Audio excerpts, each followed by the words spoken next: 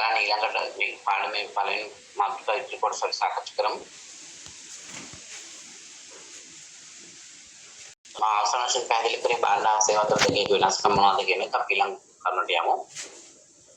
මම ඉස්සෙල්ලා සඳහන් කරා operations manager and the management process කළමනාකරන ක්‍රියාවලිය සහ මෙහෙයුම් කළමනාකරු. අපි දන්නවා කළමනාකරණයේ ප්‍රධාන සිටයන් මහතරක් තියෙනවා. සැලසුම් ආයතනයක ප්‍රධාන සිටයන් ගණ හතරක් තියෙන ප්‍රධාන වශයෙන් අලෙවිකරණය, මානව සම්පත් කළමනාකරණය, මූල්‍ය කළමනාකරණය හා මෙහෙයුම් කළමනාකරණය. ඒතර මේකේ මේ මැදින් තියෙන්නේ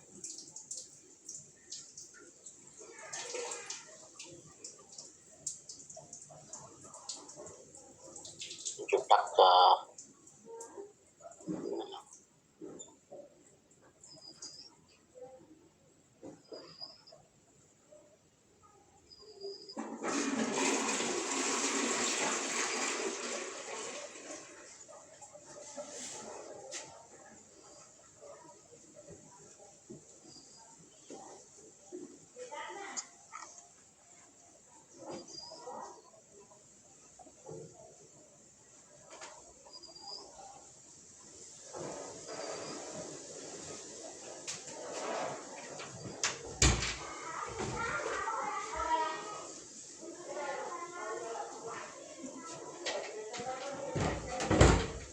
මම ඉස්සෙල්ලා මම දේශනය කරන්න යනකොට අපිට පොඩි ගැටලුවක් ආවා.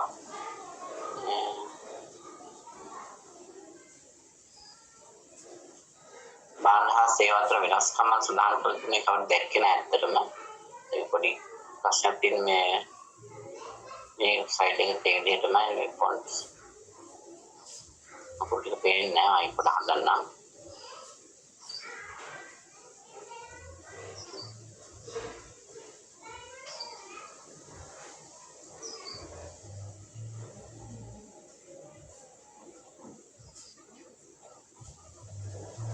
slides के डिजाइन को ना सेम सब में अकेला තියෙන්නේ.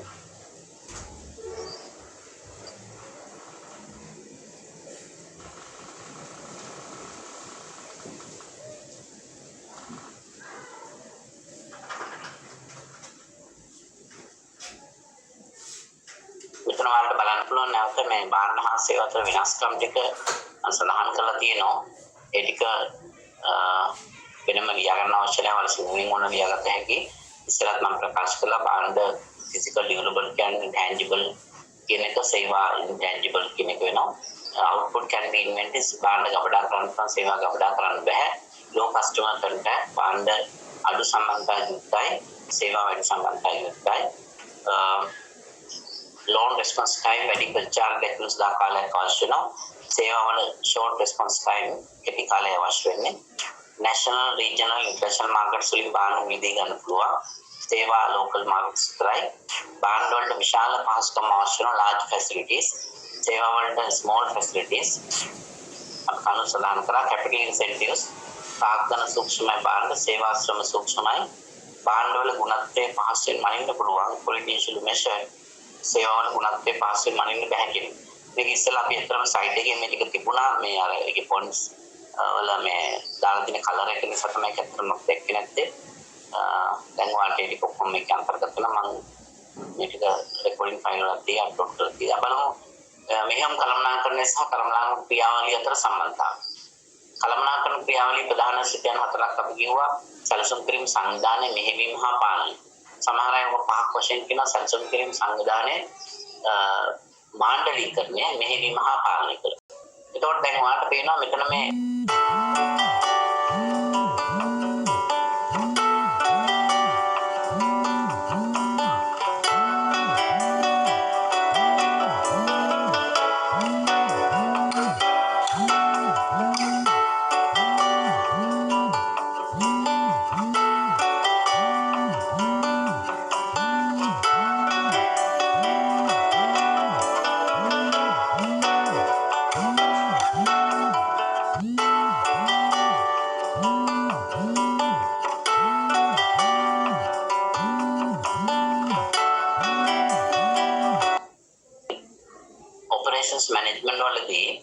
අපි ඉගෙන ගන්න තියෙන සියලු මාතෘකාවන් මේ කළමනාකරන ක්‍රියාවලියේ සිත වලට දාලා වර්ගීකරණය කරන්න පුළුවන්. එක සිතක් තමයි සැලසුම් කිරීම, planning. ඒකේ අරසේ අපි මෙහෙයුම් කළමනාකරණයේ සැලසුම් ගැන කතා කරනවා. ධාර්තා සැලසුම් කරන්නේ capacity planning, location planning, product and service, make or buy, layout planning, project and scheduling. මේ ඔක්කොම planning කියන කොටසට එන්නේ. ඊට අමතරව අපි නිෂ්පාදන සැලසුම් රාශියක් හදනවා. aggregate production plan.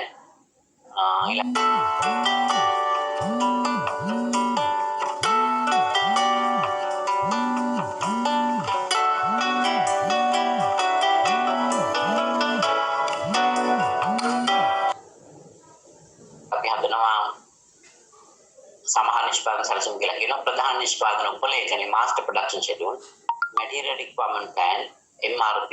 ඔය විදිහට සැලසුම් රාශියක් නෑ. ඔක්කොම planning කියන එකට තමයි අයිති වෙන්නේ. මෙතන ඇත්තටම අපි සාකච්ඡා කරන්න යන්නේ මෙහෙම කළමනාකරණයට අදාළ මාතෘකා සහ නැත්නම් කළමනාකරණ සහ කළමනාකරණ ක්‍රියාවලිය අතර සම්බන්ධතාවය. ඕගනයිසින් කියන කළමනාකරණ මූලිකාංගයට අදාළ අපි කතා කරන මෙහෙම කළමනාකරණයේදී degree of centralization, process selection වගේ දේවල්. ඊළඟට staffing කියන්නේ බඳවා ගැනීම සහ ඉවත් කිරීම. hiring and laying off කියලා කියනවා. දැන් අපි ආයතනයක තියෙන ධාරිතාවයේ ප්‍රමාණවත් නැත්නම් ඉල්ලුමේ අවශ්‍යතාවය සම්පූර්ණ කරන්න ධාරිතාවය වැඩි කරගන්න පුළුවන් උපාය මාර්ග ගැන අපි කලින් පැහැදිලි කිරීමක් කරලා ධාරිතාවය වැඩි කරගන්න පුළුවන් උපාය මාර්ගයක් තමයි hiring and laying off කියන්නේ. සමහරවිට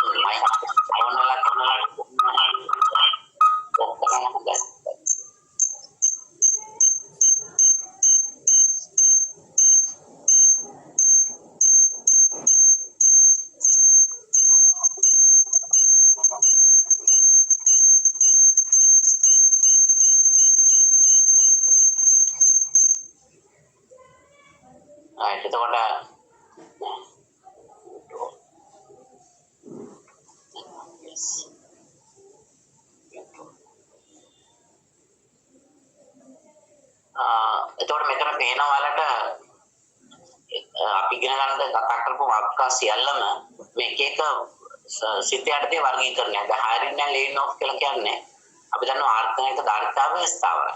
constant. ඒ කියන්නේ ධාරිතාවය කියන එක අපිට අඩුවෙඩි කරගන්න පුළුවන්. නමුත් සාමාන්‍යයෙන් ආයතනික ධාරිතාවයක් ස්ථාර මට්ටමක තියෙනවා. ධාරිතාවය වැඩි කරගන්න අවශ්‍ය නම් අපි ඕවර් ටයිම් වාර්තා කරලා සබ් කොන්ට්‍රැක්ට් දෙන්න පුළුවන්. අලුතින් සේවක බඳව ගන්න පුළුවන්. hiring කියන්නේ ඒක. දැන් උදාහරණයක් වශයෙන් ගත්තොත් No Limit House of Fashion වැනි ආයතන ෆෙස්ටිවල් සීසන් එකට උත්සව කාලෙට සේවක සංඛ්‍යාව වැඩි කර ගන්නවා. ඒ කරන්නේ අලුතෙන් hire කරනවා, බඳවා ගන්නවා. උත්සව කාලෙන් පස්සේ laying off අතිරේක සේවක ඉවත් කරනවා. එතකොට ඒ කියන්නේ staffing යටතේ use of overtime කියන එකත් එක ස්ට්‍රැටජි එකක්. ඊට අමතරව අපි කතා කරනවා ඩිරෙක්ටිව් කළමනාකරන සිතයක් විදිහට ඒ අනුව ඔපරේෂන්ස් මැනේජ්මන්ට් වලදී අපි ඩිරෙක්ටිව් කොටසට අදාළව කතා කරන ඉන්සෙන්ටිව් ප්ලෑන්ස් කොහොමද සේවකයන්ට මේ ඉන්සෙන්ටිව්ස් ලබා දෙන්නේ, assurance of work orders, job assignment, controlling නැත්නම් පාලනය කියන සිතට අදාළව අපි ඔපරේෂන්ස් මැනේජ්මන්ට් වලදී කතා කරනවා inventory control, තොග පාලනය, cost control, quality control, productivity. එතකොට මම මේකෙන් කියන උත්සාහ කරේ operations management සහ manager කෙනෙක් සහ management process එක අතර තියෙන සම්බන්ධතාවය. මම ඉස්සෙල්ලා කිව්වා management වලදී ඉගෙන ගන්න සැලසුම් කිරීම සංවිධානයේ මෙහෙවීම පාලනය උදෙක්ම කළමනාකරණයට පමණක් සීමා වෙන්නේ නැහැ. අපි ඉගෙන ගන්න සැලසුම් කිරීම සංවිධානයේ මෙහෙවීම පාලනය කියන එක ඕනෑම සිතේක ආරක්ෂමතාවය සහ ඵලදායීත්වය ඇති කරගන්න යොදා ගන්න පුළුවන්. අපි මෙහෙම කළමනාකරණය සැලසුම් කරනවා, සංවිධානය වෙනවා, මෙහෙවීම තියෙනවා, පාලනය තියෙනවා. මානව සම්පත් කළමනාකරණයත් ඔය ටික වෙනවා. ඒ නිසා ඕනෑම සිතේකට දාලා මේ සැලසුම් කිරීම සංවිධානයේ මෙහෙවීම හා පාලනය කියන එක කෙරෙහි අවධානය යොමු කළොත් පමණයි අපිට අපේක්ෂිත අරමුණු පරමාර්ථ ආරක්ෂම හා ඵලදායක ලෙස ඉටු කරගන්න හැකියාව ලැබෙන්නේ. අපි යමු මේ මාතෘකාවේ තවත් වැදගත් කොටසකට operations function and its environment මේක මම කලින් සඳහන් කළා operations management වල දාන සිතයන් සහ ඊට දාන පරිසරය අපි ඉස්සරහ ප්‍රකාශ කළා ආයතනයක තියෙන ආයතනයක තියෙන සිතයන් අතර වැදගත්ම සිතය තමයි operations කියන්නේ මේ ඩයග්‍රෑම් එක වල මැදින්ම තියෙන්නේ operations factory plant and personnel right ඒ කියන්නේ operation function එක එහෙනම් operation function එක තුළ තමයි සත්‍ය වශයෙන්ම භාණ්ඩයක් හෝ සේවාවක් නිෂ්පාදනය කරන්නේ හැබැයි නිෂ්පාදනය කරන භාණ්ඩ හෝ සේවා සම්බන්ධ අපිට උපකාර වන අනෙකුත් සිත වලට මේක වටේ තියෙනවා දකින්න පුළුවන් අදන භාණ්ඩ හා සේවා වෙළඳපොළ ඉදිරිපත් කරන අලෙවිකරණය වැදගත් වෙනවා customer service එක පාලනය කරන සේවා සමාජගත ලබා දෙන්න ඕන personal කියන්නේ HRM වැදගත් වෙනවා purchasing කියන්නේ අපිට මිලදී කිරීම වැදගත් finance මූල්‍ය research and development ඒ වගේම distribution and logistics ඒතර ප්‍රධානම වෙන්නේ factory එක නැත්නම් operations කියන්නේ ඒ තුළ තමයි සත්‍ය වශයෙන් භාණ්ඩයක් හෝ සේවාවක් නිෂ්පාදනය කරන්නේ අනිත් සියලු සිතයන් පවතින ඊට අදාළව ඊට අනුරූපීව මොකද ඒවා අපිට උපකාර වෙන්නේ උදෙක්න මේ පරිවර්තන ක්‍රියාවලිය නැත්නම් මේ කටයුත්ත හොඳින් කරගෙන යාම සඳහා සරල උදාහරණයක් ගත්තොත් මාකට් එකෙන් තමයි අපි නව අදහසක් ඇති කරගන්නේ භාණ්ඩයක් නිර්මාණය කරනකොට අලුත් අදහසක් අපිට වෙන්න පුළුවන් ඇති කරගන්න පුළුවන් ඒ අදහස තුළින් සත්‍ය වශයෙන් භාණ්ඩයක් නිෂ්පාදනය කරලා ඉදිරිපත් කරන්නේ මාකට් එකට ඒ සඳහා අපිට පරීක්ෂණ හා සංවර්ධන රිසර්ච් ඇන්ඩ් ඩෙවලොප්මන්ට් යුනිට් එකේ උදව් ගන්න වෙනවා මූල්‍ය අවශ්‍යතා සම්පූර්ණ කරගන්න වෙනවා purchasing personal කියන්නේ HRM ඔය විදිහට අනිත් සියලුම උපකාර වෙනවා මේ කටයුත්ත කරන්න. මේක උදේත්ම ප්‍රධාන කිව්වොත් අනිත් සියලුම functions වල සිතයන් වල දායකත්වය තුල තමයි අපි මේ operations සිතේට දාලා කටයුතු ක්‍රියාවට නංවනවා. ඒක තමයි මෙතන diagram එකේ පෙන්වලා තියෙන්නේ. බලමු අවසාන වශයෙන් historical development of operations management. මෙහෙම කළමනාකරණය කියන විෂය අද තියෙන තත්ත්වයට දක්වා වර්ධනය වෙච්ච ආකාරය විකාශනය ඓතිහාසික විකාශනය කියන පුළුවන් මෙහෙම කළමනාකරණය ඓතිහාසික විකාශනය historical development of operations management බොහෝ විෂයන් රාශියක් ආරම්භ වෙන්නේ විද්‍යානුකූල කළමනාකරණය ලෝට හඳුන්වා දීම සමග බලන්න ඔයාලට කියන්න පුළුවන්ද විද්‍යානුකූල කළමනාකරණය කවුද ලෝට හඳුන්වා දෙන්නේ scientific management එතනින් තමයි අලුත් බොහෝ විෂයන් රාශියක් ලෝකෙට බිහි වෙන්නේ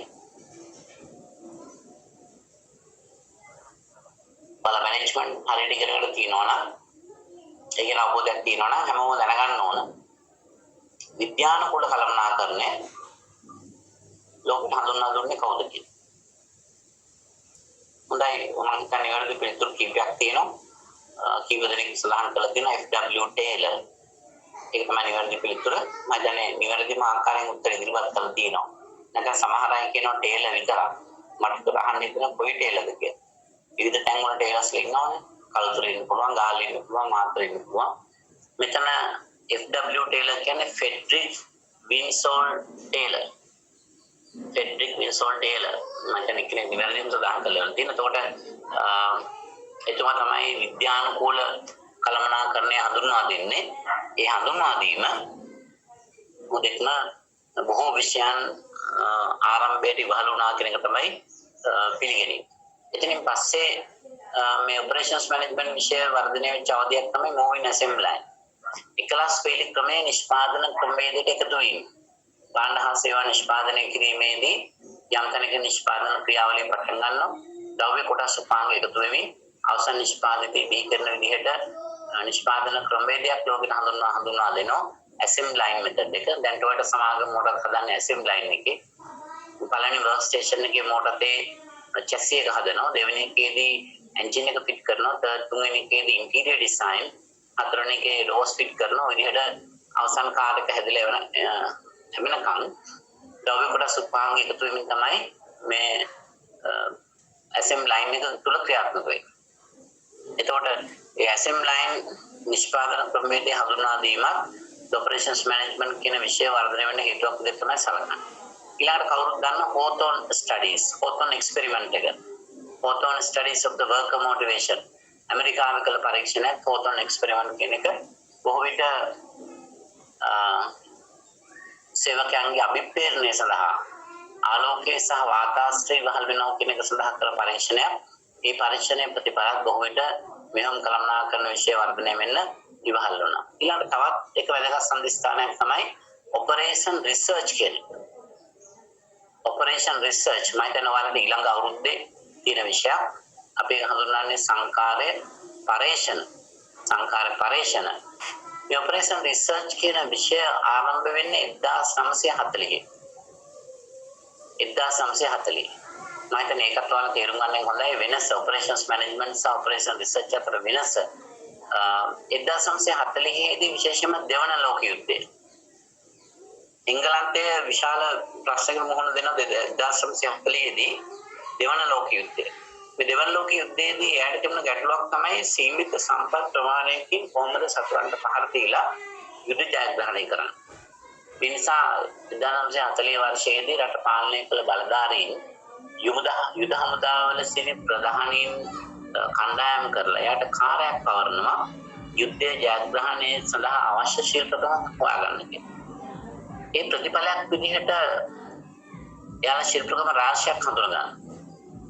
මම කෙටියෙන් කීපයක් සඳහන් කළොත් linear programming ඒකජ ප්‍රකමන කියන ශිල්ප ක්‍රමය, ඊළඟට network model ජාල සටහන් විශ්ලේෂණය, transportation model ප්‍රවාහන ආකෘති, assignment model වගේ තවත් බොහෝ ශිල්ප ක්‍රම තියෙනවා. ඒ වගේ ශිල්ප ක්‍රම රාශියක් හඳුනා ගන්නවා. මේවා යුද්ධය සඳහා භාවිත කරනවා. ඒ ප්‍රතිඵලයක් විදිහට යුද්ධ ජයග්‍රහණය කරනවා. ඒ නිසා සීමිත සම්පත් ප්‍රමාණයකින් සතුරන්ට පහර දීලා යුද්ධය ජයග්‍රහණය. යුද්ධ ජයග්‍රහණයෙන් පස්සේ එයා නිකන් හිටියේ නැහැ. රට විශාල වශයෙන් ආර්ථික පරිහානියකට භාජනය වුණා. යුද්ධ නිසා විශාල සම්පත් නාශයක් ඇති වුණා, ජීවිත විනාශ වුණා. ඒ සමේ හමුදාවල සිට ප්‍රධානීන්ටම කාර්යයක් පැවරුවා. යුද්ධෙන් පසුව රට සමෘද්ධිමත් කරන්න, සංවර්ධනය කරන්න හැකියාව පිළිබඳ සොයාබැලීමක් කරන්න කියලා. ඒකේ විශේෂම සඳහන් කළ දෙයක් තමයි යුද්ධයට භාවිත කළ ශිල්ප ක්‍රම මේ ආර්ථික සංවර්ධනය ඇති කරන්න යොදාගත හැකිද කියන එක සොයා බලන්න. එයන්ම යුද්ධය සඳහා භාවිත කළ මම ඉස්සෙල්ලා නම් කරපු ශිල්ප ක්‍රම ආර්ථික අභිවෘද්ධිය සඳහා යොදාගත්තා.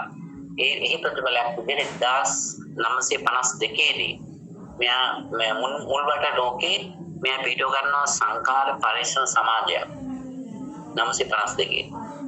ඒ පිළිබඳව දැක්ක අනිත් ලෝකෙ දියුණු රටවල් ඇමරිකාව, ප්‍රංශය, ජර්මනිය මේ වගේ අනිකුත් රටවල් දියුණු රටවල් සියල්ල එකතු වෙලා 1967 දී පිටව ගන්නවා ෆෙඩරේෂන් ඔෆ් ඔපරේෂන් රිසර්ච්. 67 දී ෆෙඩරේෂන් එකක් පිටව ගන්න ඔපරේෂන් රිසර්ච්.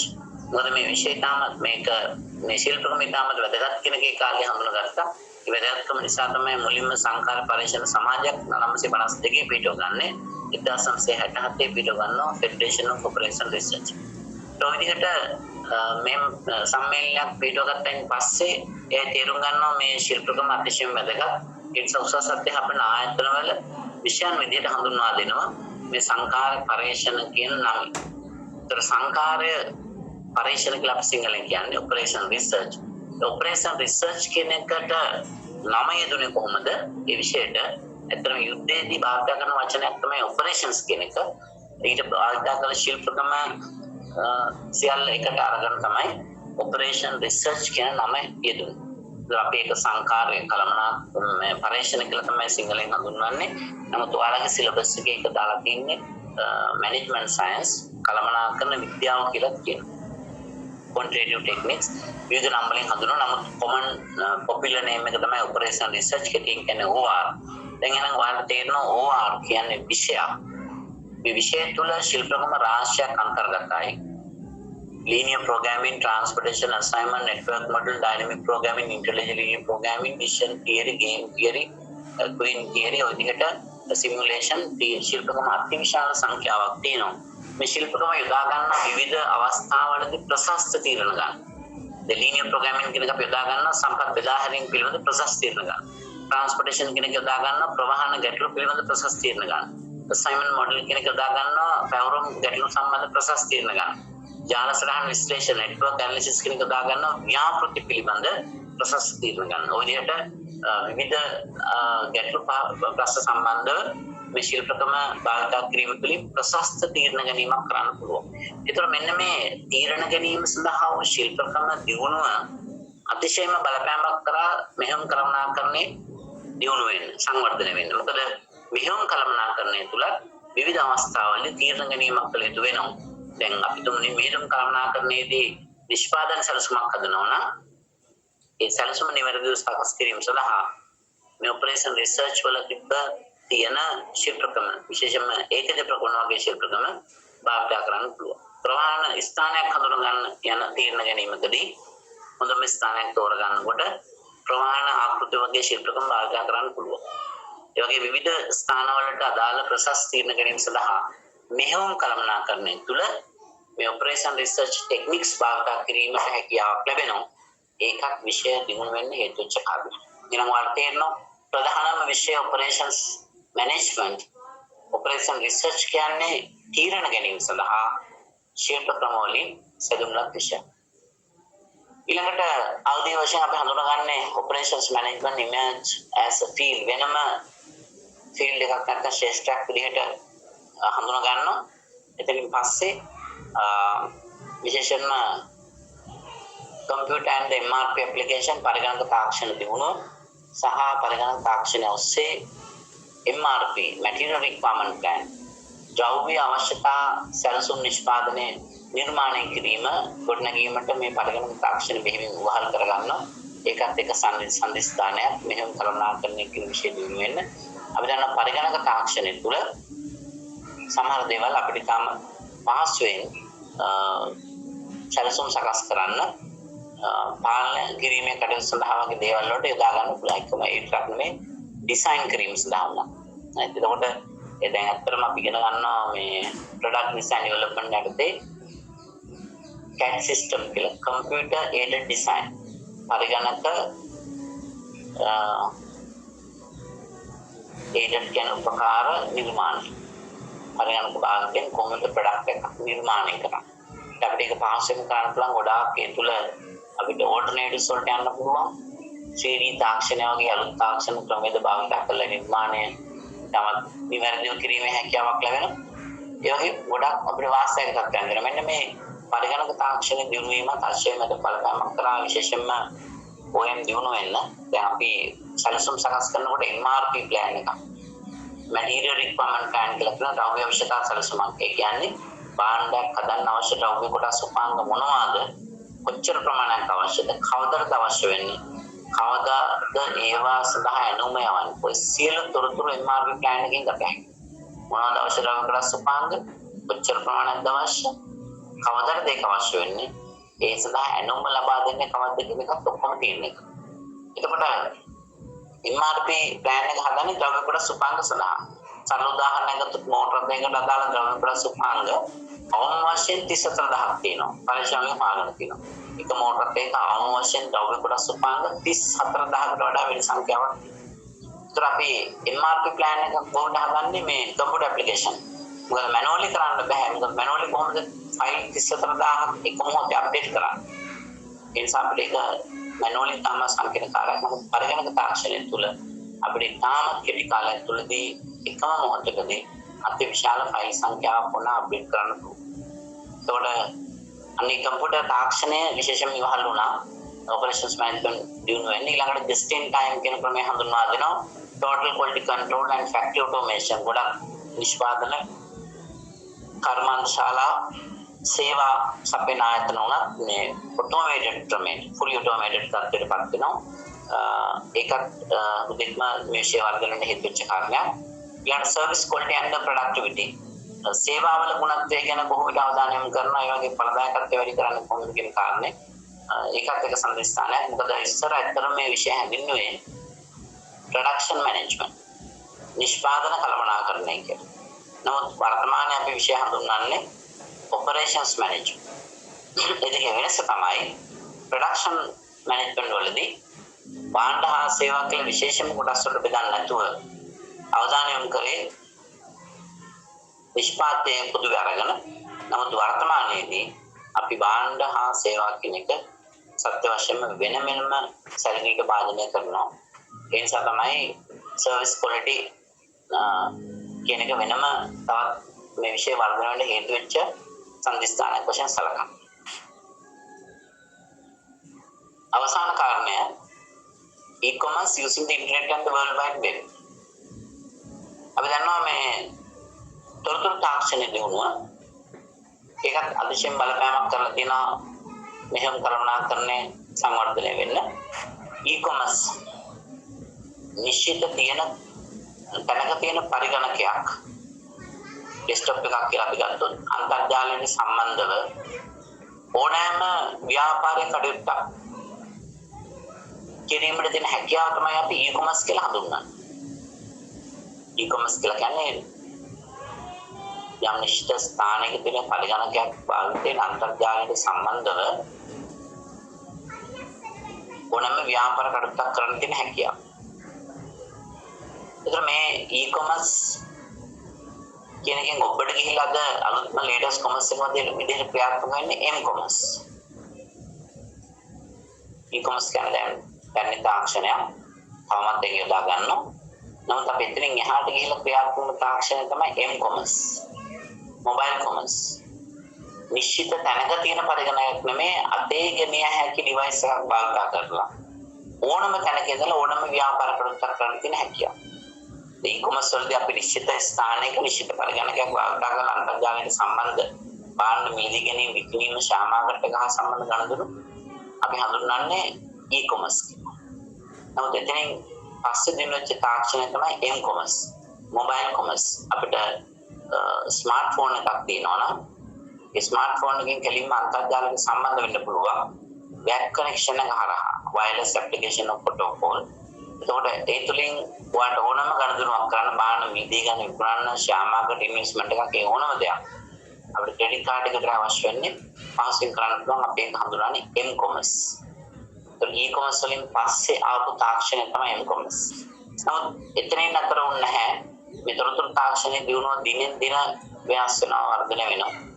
මොකද දැන් තියෙන ලෝකයේ ලීඩර්ස්ම කොමර්ස් එක කියලා මම අහුවොත් කාටද කියන්න පුළුවන්. e-commerce m-commerce වලින් පස්සේ වර්තමානයේ තවත් එක කොමර්ස් එකක් ගැන කතා කරනවා මොකක්ද ඒක? කාටද දන්නවද කියන්න පුළුවන් දෙයක්. ඔය ඉරියන් දෙනා කියන්න බලන්න. ඉරියන් දාන්නේ අලුත් තාක්ෂණයක් පිළිබඳ අවබෝධයක් දෙන්න බලන්න පුළුවන්.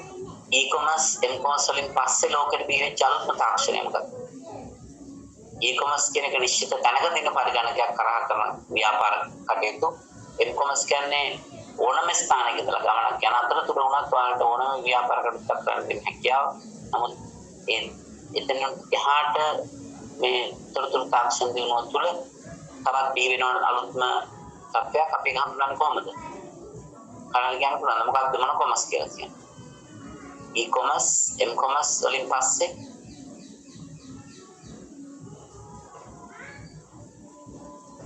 අපි හඳුන්වන්නේ ඒක t-commerce, television commerce. television technology online නෙමෙයි. television technology එක සහ රූපවාහිනී තාක්ෂණය සහ ඊට අන්තර්ජාලයෙන් සම්බන්ධ කරලා ඕනම ව්‍යාපාර කටයුත්තක් කරන්න තියෙන හැකියාව. දැන් ඇත්තටම අපි පාවිච්චි කරන ස්මාර්ට් ටීවී කියන්නේ ස්මාර්ට් ටීවී කියන එක පරිගණකයක් හා සමානයි. අපිට ඒකේ ඕනම පරිගණකයක් කරන කාර්යයක් බොහෝ දේවල් ඉටු කරගැනීමේ හැකියාවක් තියෙනවා. ඒ විතරක් නෙමෙයි අන්තර්ජාලය හා සම්බන්ධව අපිට බාහන මිලදී ගන්න විකුණන්න ශාමාගත ඉන්වෙස්ට්මන්ට් වලට හො වෙනත් ඕනම එවැනි කටයුත්තකට පාස්කම් තියෙනවා. ඒ නිසා අද ලෝකයේ සමහර පරිගණක තියෙනවා භාණ්ඩයක් මිලදී ගන්නකොට ඒ භාණ්ඩය අපි තුමු පර්ෆියුම් එකක් නම් ඒක ස්මෙල් එක චෙක් කරගන්න පුළුවන්. සාම්පල් එක බලන්න පුළුවන්. ස්මෙල් එක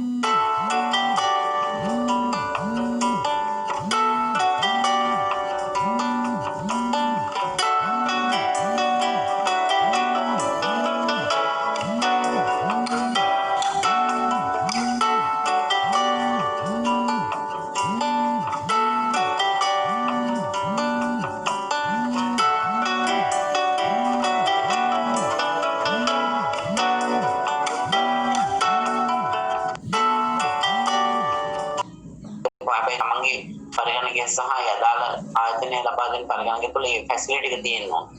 නේද? ඒතකොට ඉදිරියේදී අපි කොහොමද අපි අවශ්‍යතා ඉටු කරගන්නේ? අපි ඉස්සරහට භාවිත කරන ස්මාර්ට් ෆ්‍රිජ් එකක්. ස්මාර්ට් ෆ්‍රිජ් එක ඔටෝමැටිකලි මැසේජ් එකක් යවනවා සුපර් මාකට් එකට මේ ගෙදරට අවශ්‍ය භාණ්ඩ අරන් එන්න කියලා. කස්ටමර් ඉන්වෝල්ව් වෙන්නේ නැහැ. අනාගතේ ඔයාලත් මම හිතන අවශ්‍යතාවය ඉදිරි ඉෂ්ට කරගනි. ඔයාලා තොරතුරු ලබා දෙන්න තියෙනවා නම් ස්මාර්ට් ෆ්‍රිජ් එකට ස්මාර්ට් ෆ්‍රිජ් එක ඔටෝමැටිකලි භාණ්ඩ තෝගේ අඩු වෙනකොට සුපර් මාකට් එකට මැසේජ් එකක් කරනවා මෙන්න මේ භාණ්ඩ ටික මේ ගෙදරට අරන් එන්න. ඒ විදිහට අපි මේ තාක්ෂණය කියන එක දිනෙන් දින දියුණු වෙනවා. අපි වෙයාහවුස් එකක් ගත්තාම බොහෝට දැන් ලංකාවේ තාමත් තියෙන්නේ ශ්‍රම සූක්ෂමකමේ අපිට විශාල කාලයක් වැය කරන්න වෙනවා එතෙන්ට ගිහිල්ලා අවශ්‍ය භාණ්ඩ ලබාගෙන එන්න. මොකද ඉක්මනින් තෝරලා ලබා දීමේ ක්‍රමයක් නෑ. නමුත් ලෝකයේ ලොකු නිෂ්පාදන කර්මාන්තශාලා සම්බන්ධ ආයතනවල බොහෝ විට මේ තොග පවත්වා ගැනීම මධ්‍යස්ථාන සම්පූර්ණයෙන්ම fully automated රොබෝ යන්ත්‍ර හරහා තමයි අපි මේ භාණ්ඩ ටික අනුමත කරලා පස්සේ තාමත් කෙටි කාලයක් තුළ සියල්ල තෝරලා ආරම්භකතර ලබා දීමක් කරනවා. ඒ විදිහට මේ IT දියුණුව තාක්ෂණ දියුණුව අතිශයම ඉහළ වෙනවා. ඔපරේෂන්ස් මැනේජ්මන්ට් අද තියෙන තත්ත්වයට දක්වා වර්ධනය වෙනවා. හොඳයි. එහෙනම් අපි පළවෙනි මාතෘකාව ඉතින් අවසන් කරනවා. මම අද සාරාංශගත කරන්න. මුලින්ම අපි කතා කරේ මෙහෙම කළමනාකරණය කියන්නේ මොකද්ද? යෙදවුම් භාවිත කිරීම තුළින් ඉහළ අපේක්ෂිත ඵලදායකත්වයට යුතු නිමවීමක් ලබා ගැනීම සඳහා පරිවර්තන ක්‍රියාවලියේ කාර්යක්ෂම ඵලදායක ක්‍රියාවට නංවන්නේ කොහොමද කියන කාරණේ. එතනදී අපි විශේෂයෙන් අවධානය යොමු කරා යෙදවුම් පරිවර්තන ක්‍රියාවලිය සහ නිමවීම මේ අතර සම්බන්ධතාවය. එතනදී පරිවර්තන ක්‍රියාවලිය කියන්නේ මොකද්ද කියලා මම නිර්වචනය කරා. පරිවර්තන ක්‍රියාවලියේ ස්වභාවයෙන් රාශියක් වෙනවා කියලා අපි හඳුන්ගත්තා. පරිවර්තන ක්‍රියාවලියෙන් පසුව ලැබෙන නිමවීමේ කොටස් දෙකයි භාණ්ඩ හා සේවා. භාණ්ඩ හා සේවා අතර වෙනස්කම් මොනවද කියන එක සාකච්ඡා කළා. භාණ්ඩ හා සේවා අතර වෙනස්කම් තිබුණාට ප්‍රායෝගිකව බොහෝ විට සමහර අවස්ථාවක භාණ්ඩ ශුද්ධ භාණ්ඩද ශුද්ධ සේවාද කියලා හඳුනා ගන්න බැහැ. ව්‍යාපාරිකින් අතර තියෙන තරගය නිසා කොහොම වුණත් අපි යථාර්ථවාදීව භාණ්ඩ හා සේවා අතර වෙනස්කම් තියෙනවා කියන එක කවුරුත් දන්න කාරණයක්. ඊළඟට අපි කතා කළා ආයතනික සංවිධාන විභාගය තුළ ඔපරේෂන්ස් මැනේජ්මන්ට් වලට මේ ස්ථානයේ ඒ ඔපරේෂන්ස් මැනේජ්මන්ට් සානික සිතයන් සියල්ලම එකම පෙළියක් තුළ තමයි පවතින්නේ. නමුත් ඒ අතරින් වඩාත්ම වැදගත්ම සිතේ ඔපරේෂන්ස් මැනේජ්මන්ට් කියලා සඳහන් කරන හේතුව උනේ ඒ තුළ විතරයි සත්‍යයෙන් භාණ්ඩයක් හෝ සේවාවක් නිෂ්පාදනය කරන්නේ. නිෂ්පාදනයක් නොමැති මානව කළමනාකරණය හෝ මානව සම්පත් කළමනාකරණය හෝ මූල්‍ය කළමනාකරණය කියන එක වැදගත් වෙන්නේ නැහැ කියන එක අපි හඳුන්වනවා. නමුත් වර්තමාන ලෝකයේ තුළ බොහෝ ව්‍යාපාර ක්‍රියාත්මක වෙන සමෝදාන ක්‍රමයක මේ සියලුම සත්‍යයන් එකට සමගාමීව සමෝදානිකව ඒකාබද්ධව තමයි බෝඩ් ක්‍රියාත්මක වෙන්නේ. නිසා සියලුම සත්‍යයන් වැදගත්. නමුත් ඒ අතරින් වඩාත් වැදගත් ඔපරේෂන්ස් මැනේජ්මන්ට් කියන එක අපි ඉස්මතු කරා. ඒ වගේම අපි කතා කළ අවසාන වශයෙන් ඔපරේෂන්ස් මැනේජර් කෙනෙක් සහ කළමනාකරණ ක්‍රියාවලිය අතර සම්බන්ධතාවය සැලසුම් කිරීම සංවිධානයේ මේවීම හා පාලනය ඒවා තුළ අපි කරන දේවල් කොහොමද මෙහෙම කළමනාකරණත් එක්ක සම්බන්ධතාවය කියන එක අවසාන වශයෙන් අපි කතා කළේ historical development of operations management අද තියෙන තත්ත්වයට දක්වා මේ විෂය වර්ධනය කොහොමද කියන්නේ. කිසිත්ම ඔයාලගේ පසුගිය විභාග ප්‍රශ්න පත්‍රයට මම අපේක්ෂා කරන්නේ නැහැ මේ historical development කියන කොටසෙන් ප්‍රශ්නයක් යොදන්න. නමුත් ඔයාලට ඒ ගැන අවබෝධයක් තියෙනවා නම් මම හිතන්නේ ඒක වැදගත් වෙනවා. මොකද විෂයක් ගැන ගන්නකොට ඒකේ අතීතයේ සිට වර්තමානයේ දක්වා සංවර්ධනය වූ ආකාරයේ විකාශනය පිළිබඳ අවබෝධයක් තියෙනවා නම් මම හිතන්නේ ඒක වඩාත් හොඳයි. ඊළඟ පළවෙනි පාඩම මෙතනින් අවසන් කරනවා. අපි යමු දෙවෙනි මාතෘකාවට. මෙතන වාට සාකච්ඡා කරන්න questions ටිකක් තියෙනවා. what represent operations at bank එකේ කොහොමද යෙදුම් නිමවුම් ක්‍රියාවලිය retail stores එකේ hospital එක අපි කතා කරා. රූපවාහිනී broadcasting service station එක මොනවාද යෙදුම් පරිවර්තන ක්‍රියාවලිය කොහොමද නිමවීම කොහොමද වගේ දේවල් වැඩිපුර වාගේ අවබෝධය සඳහා සාකච්ඡා කරන්න පුළුවන්.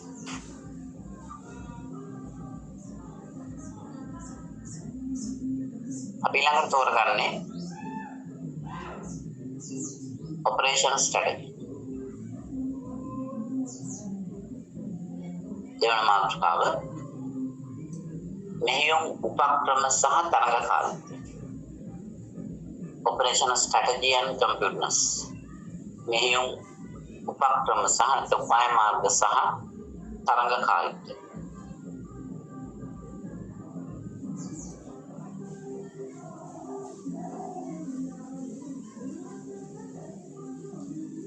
මුලින්ම පැහැදිලි කරන්න මොකද්ද උපාය මාර්ගය කියන්නේ. ස්ට්‍රැටජි එක. මම හිතන්නේ මේ වෙනකොට ඔයාලා අලෙවිකරණය කියන විෂය අධ්‍යයනය කරලා ඉවර හෝ අධ්‍යයනය කරමින් යනවා. මට කියන්න බෑ ඒ ගැන කවුරු කෙනෙක් අධ්‍යයනය කරලා ඉවරද නැත්නම් කරමින් යනවද? මාකටිංగ్ මැනේජ්මන්ට්. අලෙවිකරණ නාක.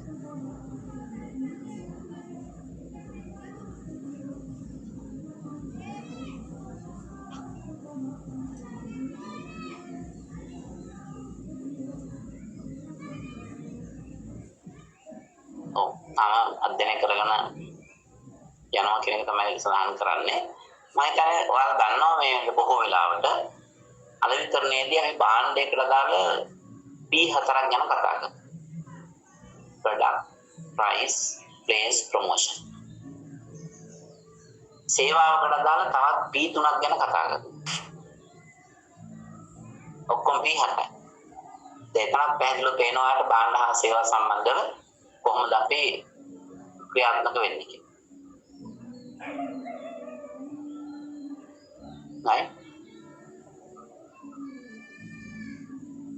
එතකොට මම එතන ඇත්තටම අලෙවිකරණය ගැන අහුවේ උදාහරණයක් ගන්න ලේසියෙන් ඔයාලට මේ ස්ට්‍රැටජි කියන වචනේ භාවිත කරන්න. දැන් අපි පළවෙනි P4 ගත්තොත් product price place promotion එකේ පළවෙනි P එක නැත්නම් දෙවෙනි P එක ගත්තොත් price කියන්නේ. ඔයාලා දැනගන්න ඕනේ pricing method. භාණ්ඩයක් මිලකිරීමේ ක්‍රම. ඒ විතරක් නෙමෙයි ඔයාලා දැනගන්න තියෙන්න ඕන පාඩම කරලා තියෙනවා නම් pricing strategies.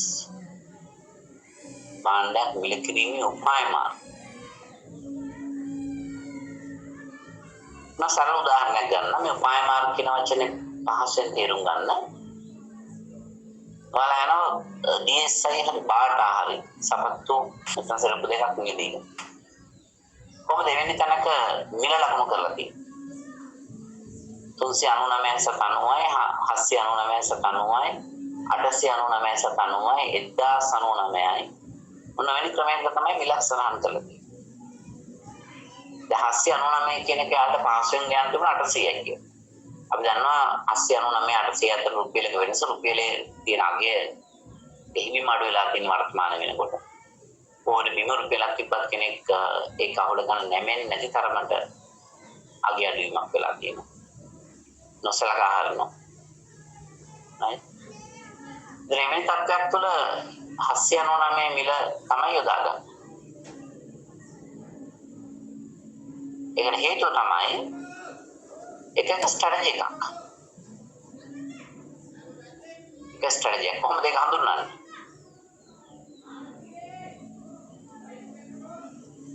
මම කෙනෙක් සඳහන් කරලා තියෙන දැනටම psychological pricing strategy මනෝමය මිලකිරීමේ උපාය මාර්ග.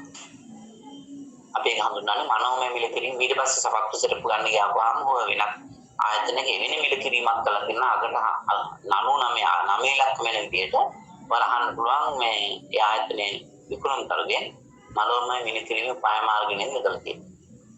ඊට පස්සේ සපත්තු ගන්න ගියාම අහන්න. මේ ශාරීරික ලේසියෙන් ගණන් ගන්න පුළුවන්. අන්න ඒවා නිතර මතක් කරනවා නම් ඒව ගැන කතා කරනවා නම් ඒ ප්‍රායෝගික දෙයක් අපි කතා කරන්නේ. ඒ නිසා මේ විෂය පුරාවටම තියෙන ඔන්න දේවල්. අපි මේක න්‍යාය විතරක් සාකච්ඡා කිරීම නෙමෙයි.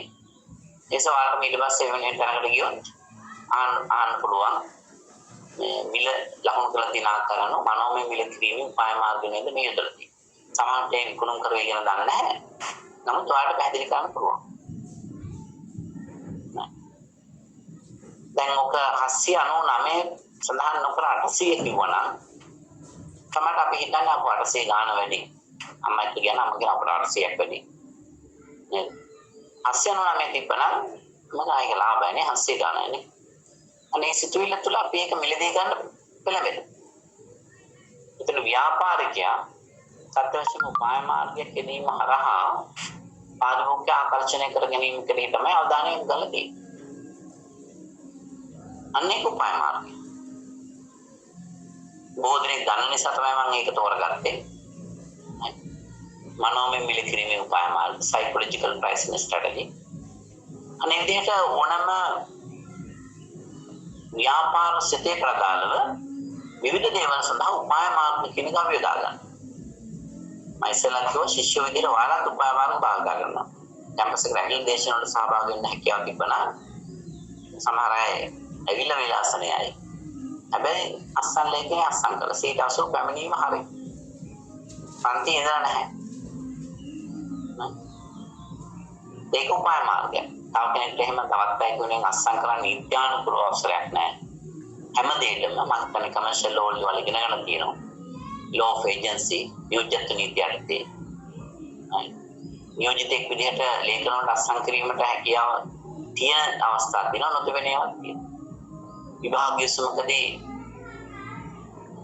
විභාගීය සමකත කරගැනීම සඳහා නියෝජිතෙක් පත් කළ යවන්න බෑනේ. අද මා වෙනුවෙන් ගිහලා විවාහ වෙලා ඉන්න කියලා. ඒ සඳහා අනිවාර්යයෙන්ම විවාහ වෙන දෙපාර්ශ්වය ඉදිරිපත් වෙනවා. ඒ ගිවිසුම ඇති කරගන්න ක්‍රමවේදයක් තියෙනවා. ගිවිසුම ආකෘතියක් තියෙනවා.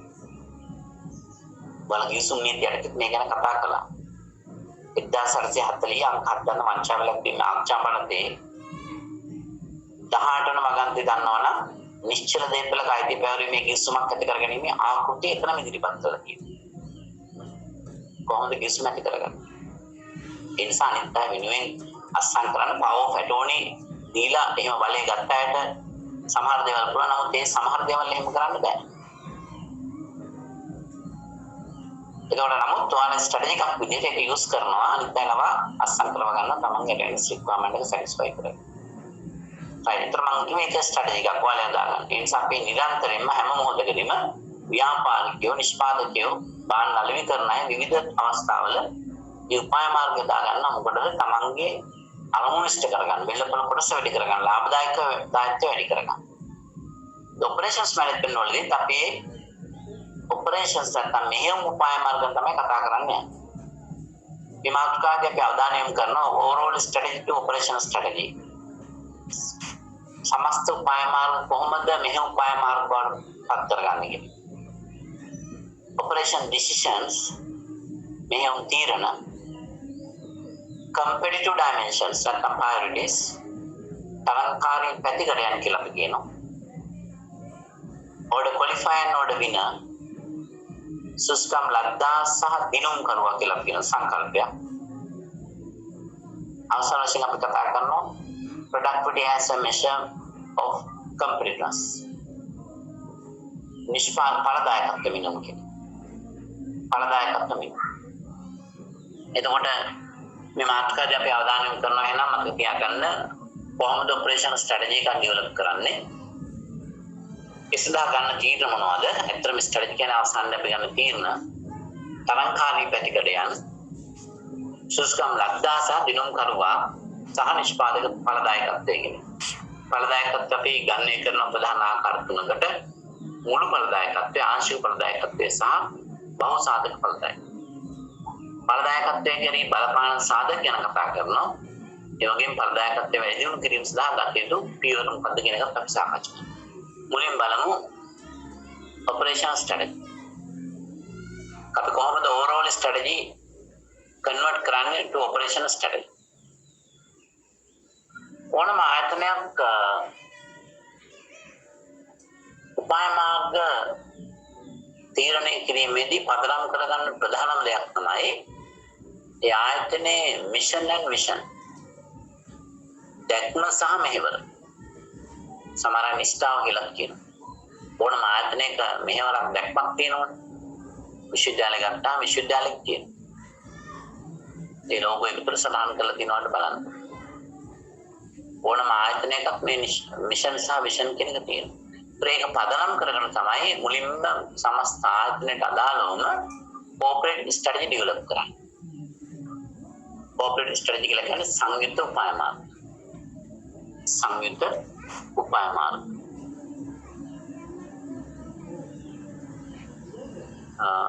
මම හිතන්නේ ෂෙයාරින් ෆයිල් එක පේන්නේ නැහැ කියලා යෝජනාවක් කරන බලමු.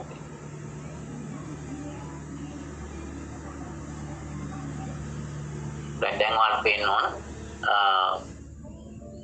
අපි මුලින්ම ප්‍රග්‍රෑම් කරගන්නේ ඔය ආයතනයක තියෙන මිෂන් ඇන්ඩ් මිෂන් මේවර සහ දැක්ම පදනම් කරගෙන අපි සකස් කරනවා කෝපරේට් ස්ට්‍රැටජි සංයුක්ත උපාය මාර්ග. ඒ විතරක් නෙමෙයි සංයුක්ත උපාය මාර්ග ගොඩනගනකොට පදනම් කරගන්න voice of the business. ඒක අවශ්‍යයි ලියා ගන්න. voice of the business කියලා කියන්නේ ව්‍යාපාරයේ ශක්තිය. ඒ ව්‍යාපාරයේ තියෙන ප්‍රාග්ධන ශක්තිය, තාක්ෂණ ශක්තිය, ශ්‍රම ශක්තිය. ඒක තමයි voice of the business සහ market opportunity එක. demand එක. ඒ හැම දෙයක්ම පදනම් කරගන්න. ඒ විතරක් නෙමෙයි අනිත් පැත්ත වල පේන voice of the customer. voice of the customer කියලා කියන්නේ පාරිභෝගිකයාගේ අවශ්‍යතා හා උවමනා. එනම් යම් ආයතනයක් උපාය මාර්ග සකස් කිරීමේදී ආරම්භ කරන්නේ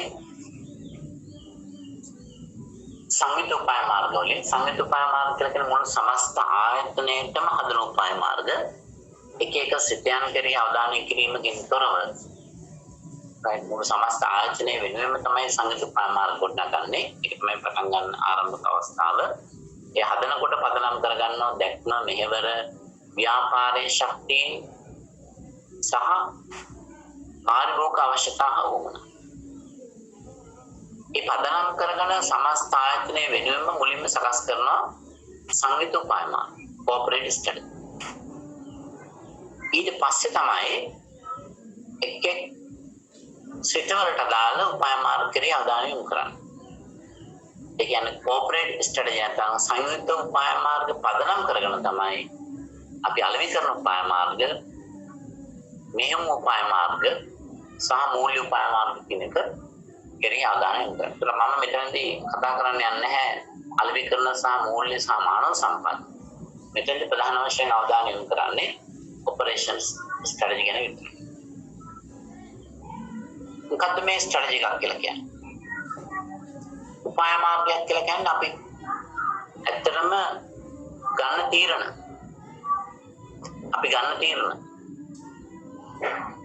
උපාය මාර්ග වලදී කරන්නේ අපි තීරණ ගන්න එක. අපි තීරණ ගන්නවා ප්‍රධාන වශයෙන් තත්ත්වයන් කීපයක් යටතේ. strategic level, උපාය මාර්ග තීරණ, tactical level සහ operational planning and control level.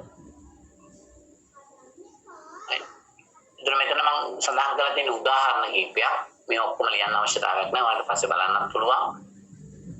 මේ තියෙන උදාහරණ කීපයක්. අපි ස්ට්‍රැටජි කියලා කියන්නේ සත්‍ය වශයෙන්ම අවසාන ප්‍රතිඵලයේ tangible item එකක් නෙමෙයි. ස්පර්ශ කළ හැකි භාණ්ඩයක් නෙමෙයි. ස්ට්‍රැටජි එකක් වලින් අපි ලබා ගන්නේ තීරණයක්. යම් දෙයක් ක්‍රියාත්මක කරන විදිහ. එතකොට ඒ ස්ට්‍රැටජි එක අවසාන නිමයම තමයි තීරණය. එම ගන්න තීරණ තත්ත්වයන් තුනක් තුල හඳුනා ගන්න පුළුවන්. strategic level එක, tactical level and planning and operation control level. How will the product be made? Where do we locate the facility? How much capacity do we need? strategic level එකේ ගන්න තීරණ. උදාහරණ කිහිපයක් තියෙනවා. tactical level එකේ how to efficiency schedule material and labor. How many workers we need? When do we need them? කොච්චර සේවකගේ අවශ්‍යද කවදද අපිට අවශ්‍ය වෙන්නේ? Then finally operational planning and control level.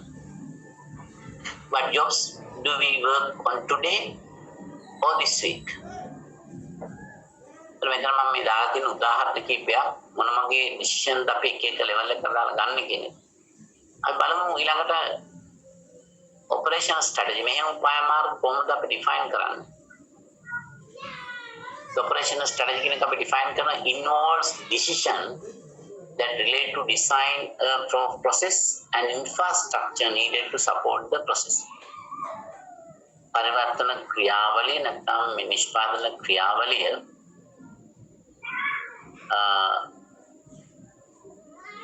සාර්ථක කර ගැනීම සඳහා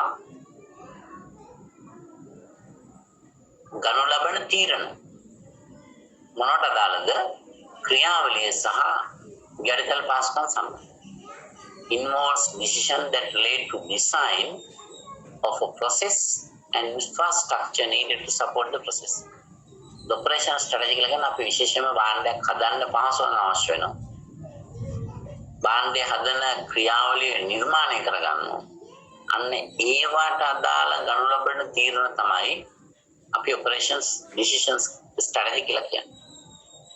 ඇත්තටම අවසානයේ තීරණ strategy උපාය මාර්ග කියලා කියන්නේ තීරණය. උපාය මාර්ග කියලා කියන්නේ තීරණය. බලමු අපි තීරණයක් කොහොමද ගන්න කියන එක. උදාහරණයක් ආශ්‍රයෙන්.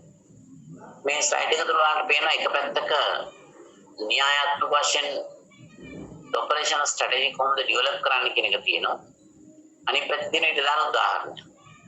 මම කලින් සඳහන් කරා අපි මෙහෙම උපාය මාර්ග ගොඩනගනකොට පටන් ගන්න ඕනේ corporate strategy වලින්. corporate strategy කියන්නේ සංයුක්ත උපාය මාර්ග. සමස්ත ආයතනය වෙනුවෙන්මයි උපාය මාර්ග සකස් කරන්නේ.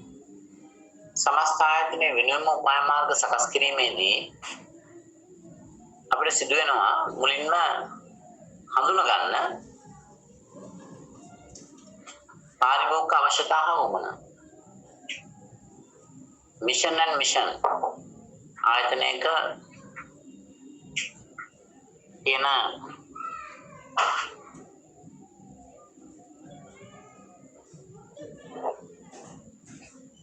ආයතනයක පවතින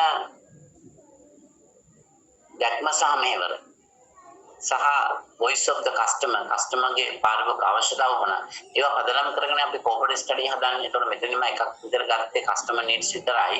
voice of the customer නමුත් මෙතනදී වැරදි වෙන්නේ මතක කරගන්න එපා. අපි mission and mission voice of the business ඒ ඔක්කොම දේවල් කන්සිඩර් කරන්න ඕන. ඒකට දාලා මම example එක විදිහට ගත්තේ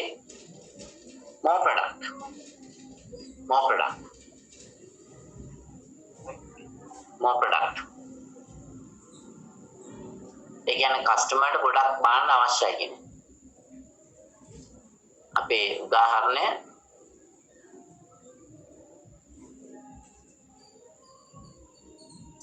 මෙතන මම පෙන්නන්නම් මේ තියෙන ස්ට්‍රැටජි ප්‍රොසෙස් එක. මේ පැත්තේ තියෙන්නේ එක්සැම්පල්.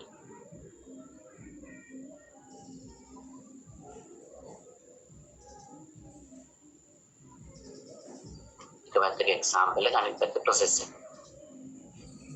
එතකොට ප්‍රොසෙස් එකේ පළවෙනි පියවර තමයි අපේ පාරිභෝගික අවශ්‍යතාව මොනවා හඳුනා ගන්න ඕන. organization mission and mission සහ voice of the business කියන එක බලලා තමයි අපි corporate strategy develop කරන්නේ. දැන් කස්ටමර්ගේ අවශ්‍යතාවය තමයි වැඩිපුර බාහන ප්‍රමාණයක් අවශ්‍යයි. උදාහරණයක්. අපි ඒක පදනම් කරගන්නේ corporate strategy එක develop කරන්නේ corporate සංයුක්ත උපාය මාර්ග. සංයුක්ත උපාය මාර්ග කියන්නේ සමස්ත ආයතනයේ වෙනුවෙන්මයි හදන්නේ. ඒකට ඒකෙදී example එක විදිහට තියෙන්නේ කස්ටමර්ට ගොඩක් බාහන අවශ්‍ය නම් අපි කියන increase organization size. ආයතනයේ ධාරකාව වැඩි කරන්න. සමස්ත ආයතනයේ ධාරකාව වැඩි කරන්න. corporate strategy එක develop කරාට පස්සේ ඒක පදනම් කරගෙන තමයි operation strategy වලට යන්නේ. මේ උපාය මාර්ග. ඒක තමයි උපක්‍රම කියන්න පුළුවන්. එතකොට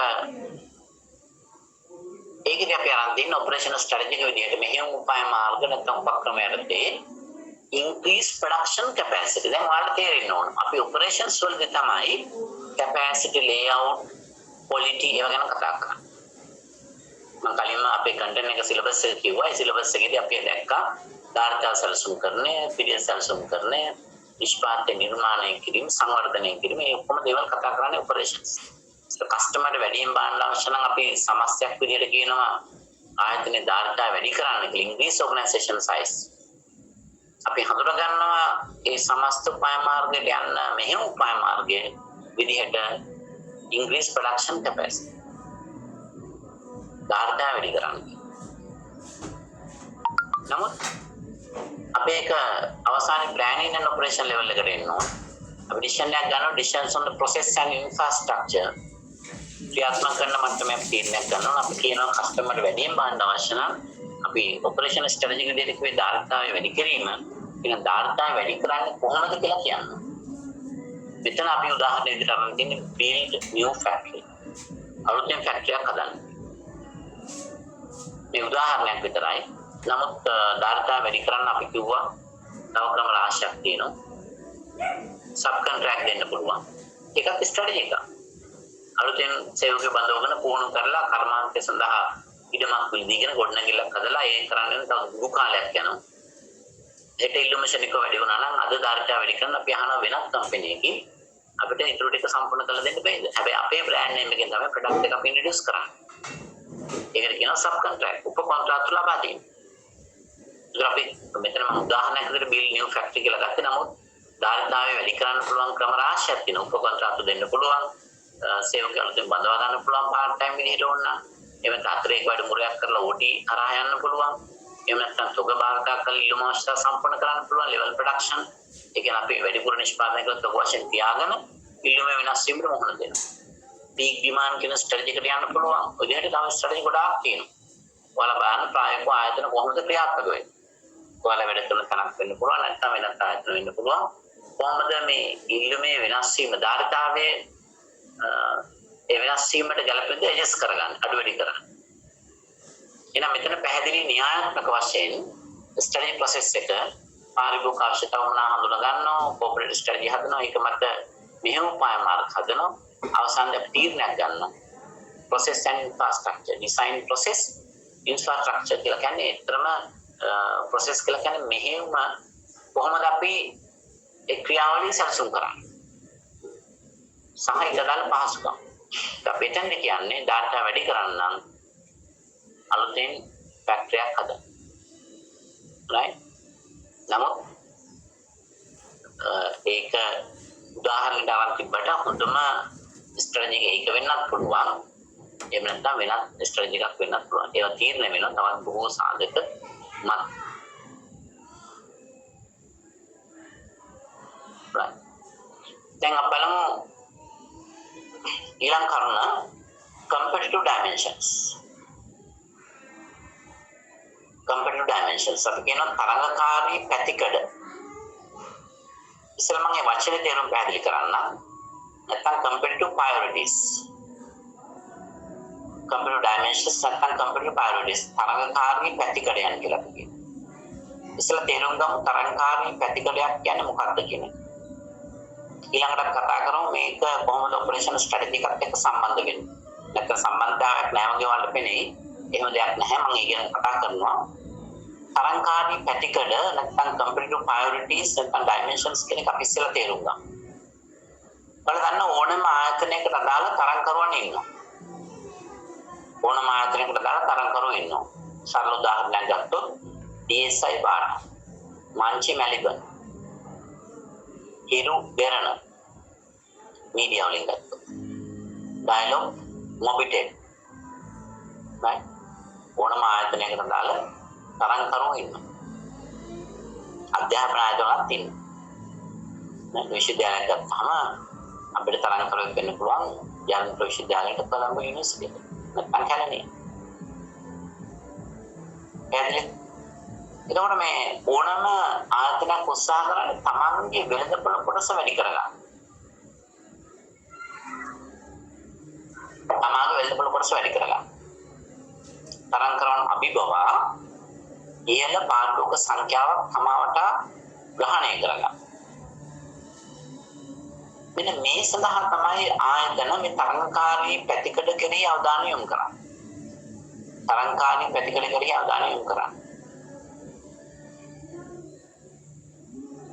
මනහත කියන්නම් ආයතනයක් මේ තරංකාරී පැතිකඩ කෙරෙහි අවධානය යොමු කරන්නේ තාමේ තරංකරන අභිබවා වෙළඳපොළ කොටස වැඩි කරගන්න. මාකට් ෂෙයා එක වැඩි කරගන්න.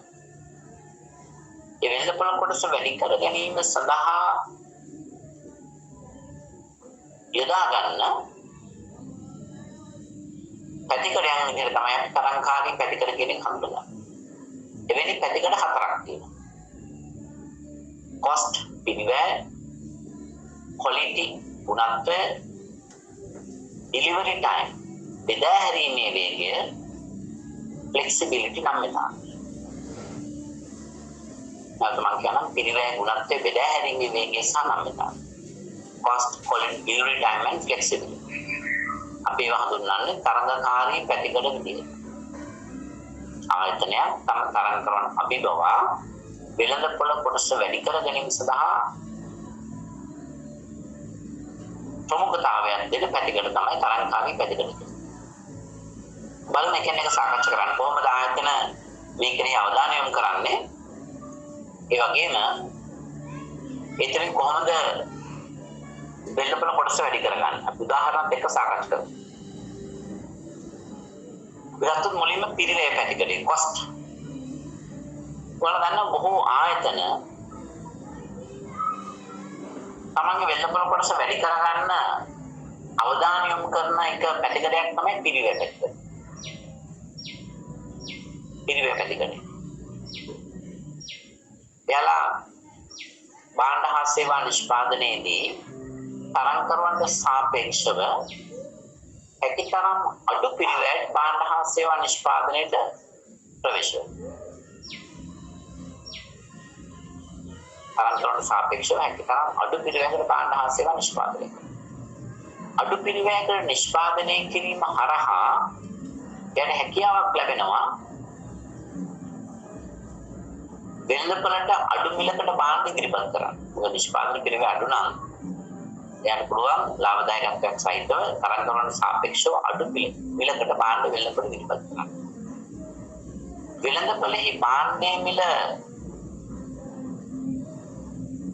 අඩු වෙනකොට අපි දන්නවා ඉල්ලුම් සැපයුම්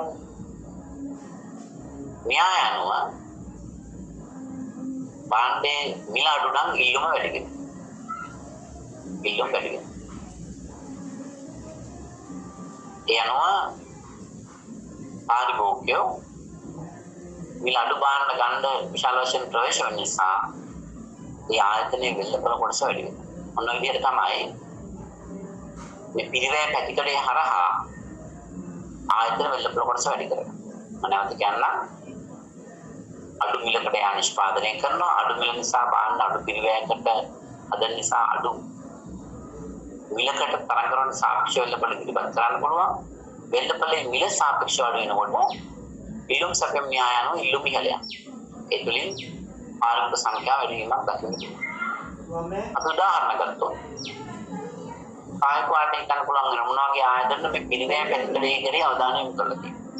දැන් සුපර් මාකට් ගන්න ලංකාවේ තියෙනවා. කාගිල්ස්, කීල්ස්, ලාබ්, ආපිකෝ, සොෆ්ටොජික්, අල්පින් දාර්දින සුපර් මාකට් එක, ලෝමැක්, ස්පා, ක්‍රිස්ටල් ඔය විදිහට සුපර් මාකට් මත ලංකාව පුරාම බොහෝ විට ව්‍යාප්ත වෙලා නැහැ තාම. බහුතරයක් කොළඹ ගන්න පුළුවන්. මලාෆ් කිව්ව හොඳයි ඇහුණා හොඳින් සද්දේ. ඒ ඔක්කොම අපි සලකන්නේ සුපර් මාකට්ස්. දැන් කාගිල්ස් කියන ආයතනයේ දීර්ඝ කාලයක් තිස්සේ ඉඳගෙන අපි දන්නවා එයාලා මේ අවධානය යොමු කරා කොස්ට් ඩයිමන්ෂන් එකට. නිරන්තරයෙන් එයාලා හඳුන්වා දෙනවා. භාණ්ඩ කීපයක් හැමදාම අඩු මිලකට දැන් අනිත් සුපර් මාකට්ේ ස්ට්‍රැටජි ගැන අවධානය යොමු කරලා තියෙනවා. එයාලා භාණ්ඩ කීපයක් වෙළඳපොළ ඉදිරිපත් කරනවා low price අඩු මිල යටතේ. කාගිල්ස් එකට ගියොත් ප්‍රොමෝෂන් ඒක විදිහට බෝඩ් එකක දාලා තියෙනවා මෙන්න මේ අද මිල ගණන් අඩුම භාණ්ඩ කියලා. දැන් ඔක ඉස්ලාම හඳුන්වා දුන්නේ කාගිල්ස්. ඇයි එහෙම කළේ? ඇත්තටම බොහෝ එළවණු වර්ග එයාලට එහෙම කරන්න හැකියාවක් තියෙනවා. මොකද වගා කිරීමේ කාර්යයක් එයාලම කරන්නේ. ඒ නිසා අඩු මිලකට නිෂ්පාදනය කරන්න පුළුවන්. ඒ නිසා ප්‍රවාහනය කරලා අඩු මිලකට තමයි කස්ටමර්ට දෙන්නේ. ඒ තුලින් එයාලා වැඩිපුර පාරිභෝගික ආකර්ෂණයක් ඇති කරගන්න ක්‍රියා කරනවා. හැම භාණ්ඩයකින් මිල අඩු කරලා නැහැ. නමුත් ස්පෙෂලි එයාලා සමහර භාණ්ඩ කීපයක හැම දවසම මිල අඩුවෙන් සටහන් කරලා පාරිභෝගික ඉදිරිපත් කරනවා. එහෙම කරන්නේ දැන් අනිත් සුපර් මාකට් වල ඒ ස්ට්‍රැටජි එක යූස් කරනවා. එහෙම කරන්නේ අතරම පාරිභෝගික සංඛ්‍යාව වැඩි කරනවා. ඔයාලට මතක නම් ඊට අවුරුද්දකට එකමාරකට කලින් කාගිල්ස් හඳුන්වා දුන්න තවත් ප්‍රොමෝෂන් කැම්පේන් එකක් හැපි ටයිම් කියලා. හවස 6 සිට 4 සිට 6 දක්වා වගේ කාලයක් දීලා කියන ඒ කාලය තුල භාණ්ඩ ගත්තොත් මුළු භාණ්ඩ වලට යන බිලෙන් සම්පූර්ණ බිලෙන් 10% ඩිස්කවුන්ට් එක. මොකද දැන් අවුරුදු එකමාරකට දෙකකට කලින් ක්‍රියාත්මක කළා වර්තමාන දකින්න ලැබුණ නැහැ. එතනත් යාළුවෝ උත්සාහ කරේ low cost operation. 10% ඩිස්කවුන්ට් කරන විශාල ලාභයක් පාලනය කරගෙන ඒ කාලය තුල අපි දකිනවා කාගිල්ස් වැනි ආයතන වල අතිවිශාල පාරිභෝගික සංඛ්‍යාවක් තියෙනවා. පාරිභෝගික සංඛ්‍යාව ඉහළ යනවා. මිල අඩු නිසා. තව උදාහරණයක් ගත්තොත් දැනට වර්ෂ 3කට කලින් AMW ආයතනයේ ඇල්ටෝ වෙහිකල් එක මෝටර රථය ලක්ෂ 14කට 15කට වගේ මිලකට නම් කර අඩු කරලා විකුණුවා. ඒ කාලේ අති විශාල ඉල්ලුමක් ආවේ මෝටර් සමාගමකට වේටිං ලිස්ට් එකක් පවා ආවා. වාහනේ ඕඩර් කරලා 6 මාසයක් විතර කස්ටමර් ඉන්න ඕන. අන්න බලන්න මිල අඩු වීම නිසා අතිශයින්ම ඉල්ලුම වැඩි වෙන බලපෑමක් කරා. පාරක සංඛ්‍යාව වැඩි වෙන බලපෑමක්. ඔය ඕන තරම් උදාහරණ ගන්න පුළුවන්. දැන් විශ්වවිද්‍යාලයේ ඉදිරිපිට තියෙනවා ප්‍රින්ට් shops. ගොඩක් දෙනෙක් ඒ ඉස්සරහ ඒ තැන් වලට එනවා print කරගන්න, ෆොටෝකොපි කරන්න. මොකද ඒවෙන් සාපේක්ෂව මිල අඩුයි. ගොඩක් ස්ථාන තියෙන නිසා ඒ හැමතැනම බලන්නේ අනිත් තැනට වඩා තමන්ගේ පාරක සංඛ්‍යාව වැඩි කරගන්න. ඒ නිසා තරංග කාර්යය තුළ සුරි ඒ අඩු මිල තත්ත්වයන්ට ප්‍රවේශ වෙලා තියෙනවා. right? එතකොට ඔයාලා හිතලා බලන්න තවත් උදාහරණ දැන් ඔය සමහර ටවුන් වල එළවලු වෙළඳ වල අපි දැක්කලා තියෙනවා මිල ප්‍රදර්ශනය කරලා තියෙනවා. එයාලා කියනවා එක එළවලු කොහොමද ඒක තාමත් අඩු මිලක් දාලා. එතකොට මිනිස්සු බලන්නේ ඒක විතර බලපුවාම එතන අඩු මිල යොදලා තියෙන නිසා මිනිස්සු බොහෝ විට ප්‍රවේශන ඒකට යනවා. නිසා වැඩි පාරමිත සංඛ්‍යාවක් දකින්න පුළුවන්. නමුත් අනිත් එළවලු මිල ගන්න වැඩි. නමුත් එකක් දෙකක් වෙලා අඩුවෙන් සටහන් කරලා කස්ටමර් ඇට්‍රැක්ෂන් වලට ඒක පාවිච්චි කරනවා. නොවගේ වාහන ප්‍රායෝගික උදාහරණ තරම් දකින්න පුළුවන්. තවත් මම උදාහරණයක් ගත්තොත් කාගිල්ස් වල මම දැක්කලා තියෙනවා අලුතෙන් ප්‍රොඩක්ට් එකක් බ්‍රෑන්ඩ් නේම් එකක් ඉන්ට්‍රොඩියුස් කරනවා. my choice කියන බ්‍රෑන්ඩ් නේම් එකේ දැන් බාණ්ඩ රාශියක් තියෙනවා. ඔයාලට බලන්න පුළුවන් සුපර් මාකට් ගිය වෙලාවක. my choice කියන එකේ ප්‍රොඩක්ට් මිල සාමාන්‍යයෙන් අඩුයි. Unilever products එක්ක කම්පෙයාර් කරලා බලද්දී my choice එකේ ප්‍රොඩක්ට්ස් ප්‍රයිස් එක අඩුයි. එයාලා අඩු පිරිවැඩ නිෂ්පාදනයක අඩු මිලකට ඉදිරිපත් කරන්නේ මොකටද? ඒ නිෂ්පාදිතයේ අසන්නම වෙළඳපොළ තුළ ජාප්‍රය කරලා වැඩි පාරමිත ආකර්ෂණයක් දිනා ගන්න. නොවිදිහට ප්‍රායෝගිකව බලන්න උදාහරණ මොන වගේ ආයතනයකද පිරිවැය පැතිකඩේ තුළ වෙළඳපොළ කොටස් වැඩි කරගන්න ක්‍රියා කරලා තියෙනවා. අපි එයාලයින් සම්බන්ධයෙන් බැලුවොත් ගුවන් යානා සම්බන්ධයෙන් සේවා සම්බන්ධයෙන් බැලුවොත් ඔයාලා මතකද පහුගිය කාලේ බජට් එකක් කියන එක ඊළඟට එයා ඒෂියා වගේ ආයතන ශ්‍රී ලංකාවේ ඉඳලා බැංකොක් වලට යන සමාන රුපියල් 24000කට අප් ඇන්ඩ් ඩවුන් ටිකට් එක දෙනවා. නමුත් අපි යා ලංකාව ගත්තොත් රුපියල් 50000 කියලා දාන්න යනවා. එතකොට එතන තියෙන්නේ low cost operations. ඊළඟ ඉන්ඩෝනීසියන් එයාලයින් එකක් එහෙම ගොඩක් අඩු මිලකට ඔෆර් කරා. තායිලන්ත වල තියෙන එයා ඒෂියා කියන එක ගොඩක් අඩු මිලකට ඔෆර් කරා බජට් එකක් කියලා. ඒ වගේ ගුවන් යානයේ ප්‍රමාණය සමහරට පොඩි වෙන්න පුළුවන්, සමහරට අර විශාලම එකක් වෙන්නත් පුළුවන්. එයාට අවශ්‍ය කස්ටමර්ස් ප්‍රමාණය වැඩි කරගන්න low cost operations කියලා තමයි අපි හඳුන්වන්නේ පිරිවැය පැතිකඩේ. මේ වගේ ප්‍රායෝගික උදාහරණ කාලික කාර්ය වලට හඳුනගැනීමේ හැකියාවක් තියෙන්න ඕන. මිල අඩු වීම තුළ පාරමිත සංඛ්‍යාව වැඩි කරගන්න. ඊළඟට තවත් සමහර ආයතන තමන්ගේ වෙළඳපොළ කොටස වැඩි කරගන්න අවධානය යොමු කරන්නේ quality ගුණත්වය. මම ඩෙලිවරි ටයිම් කියනකට පස්සේ නම් මේකම ඇරෝ එකේ සටහන් කරලා තියෙන එක හේතුවක් නිසා මම ගැන පස්සේ කතා කරන්නම්. අපි බලමු මොන වගේ ආයතනද ගුණත්වය කියන අවධානය යොමු කරලා තමන්ගේ වෙළඳපොළ කොටස වැඩි කරගන්න.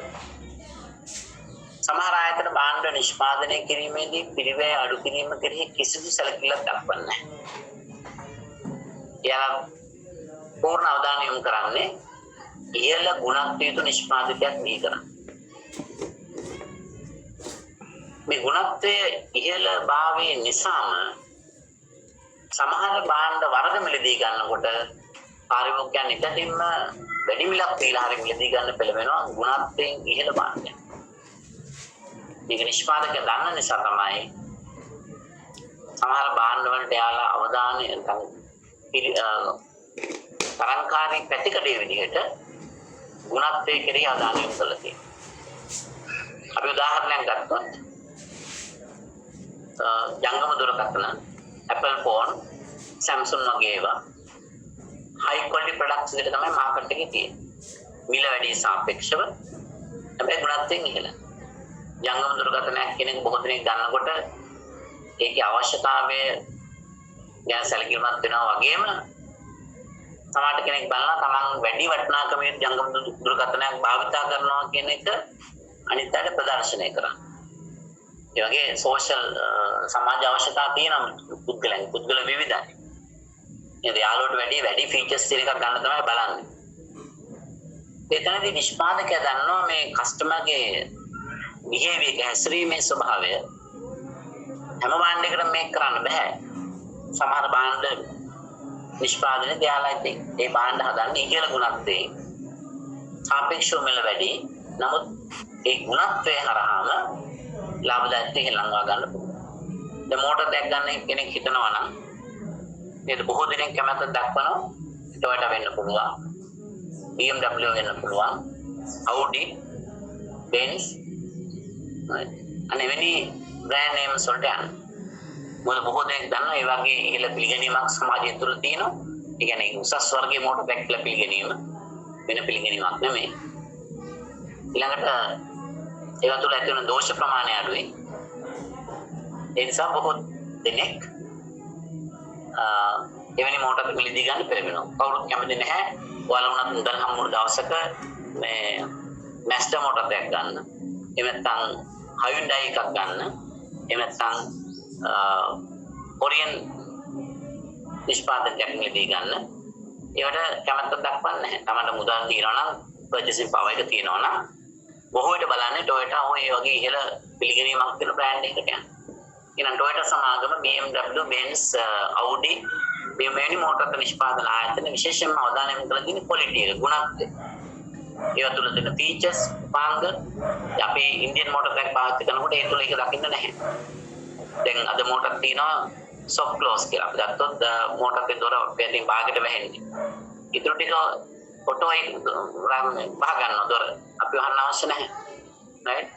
Smart stop sound system විවිධ features right? ඒකට ඔටෝ පාකින් අපි වාහනේ පාක් කරන්න අවශ්‍ය නැහැ. අපිට ඔටෝ පාකින් වලට යන්න පුළුවන්. මේ වගේ ඔක්කොම අලුත් features ඉහළ ගුණත්වයෙන් නිෂ්පාදනය කරන්නේ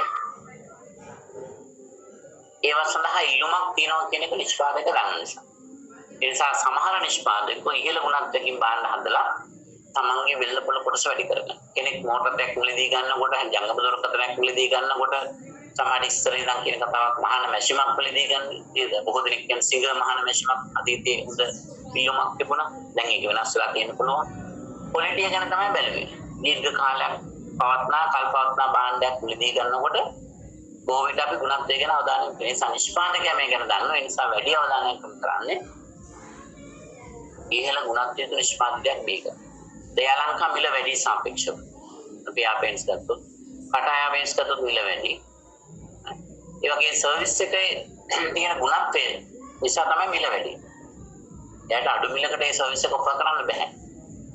ඒකට මේ ගුණත්වය නිසා සමහර පාරිභෝගිකයෝ විශේෂයෙන්ම එවැනි සේවා ආයතන තමයි තෝරාගැනීමක් කරන්නේ.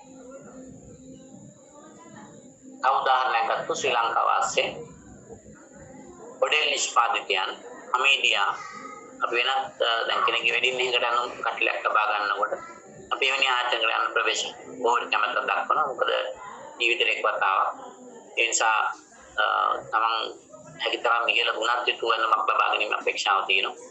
වැඩි මිලක් දීලා එවැනි තැනකට යනවා. ඒ නිසා එවැනි නිෂ්පාදනය කරන ආයතන ගැන දන්න නිසා තමයි නිරන්තරයෙන්ම වැඩි මිලක් අය කරන්නේ.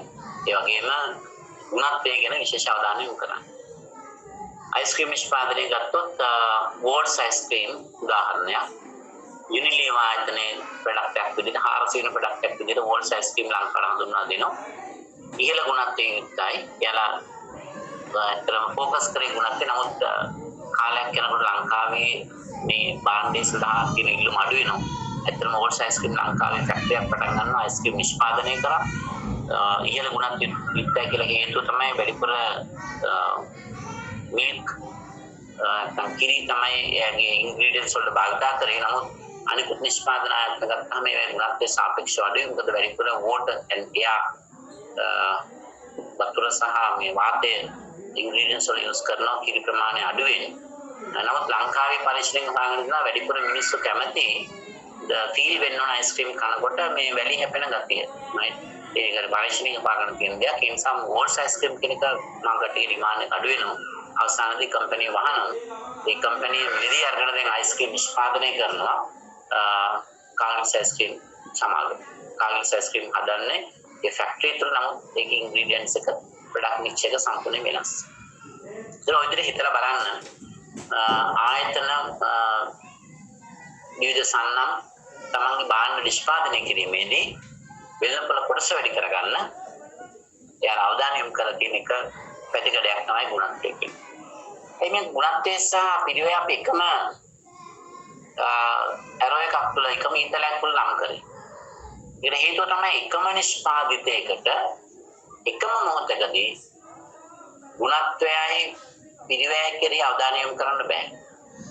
පිළිවෙල කෙරෙහි අවධානය යොමු කරනකොට අනිවාර්යයෙන්ම මේක ගුණත්වයේ අඩුවීමට හේතුවක් වෙනවා.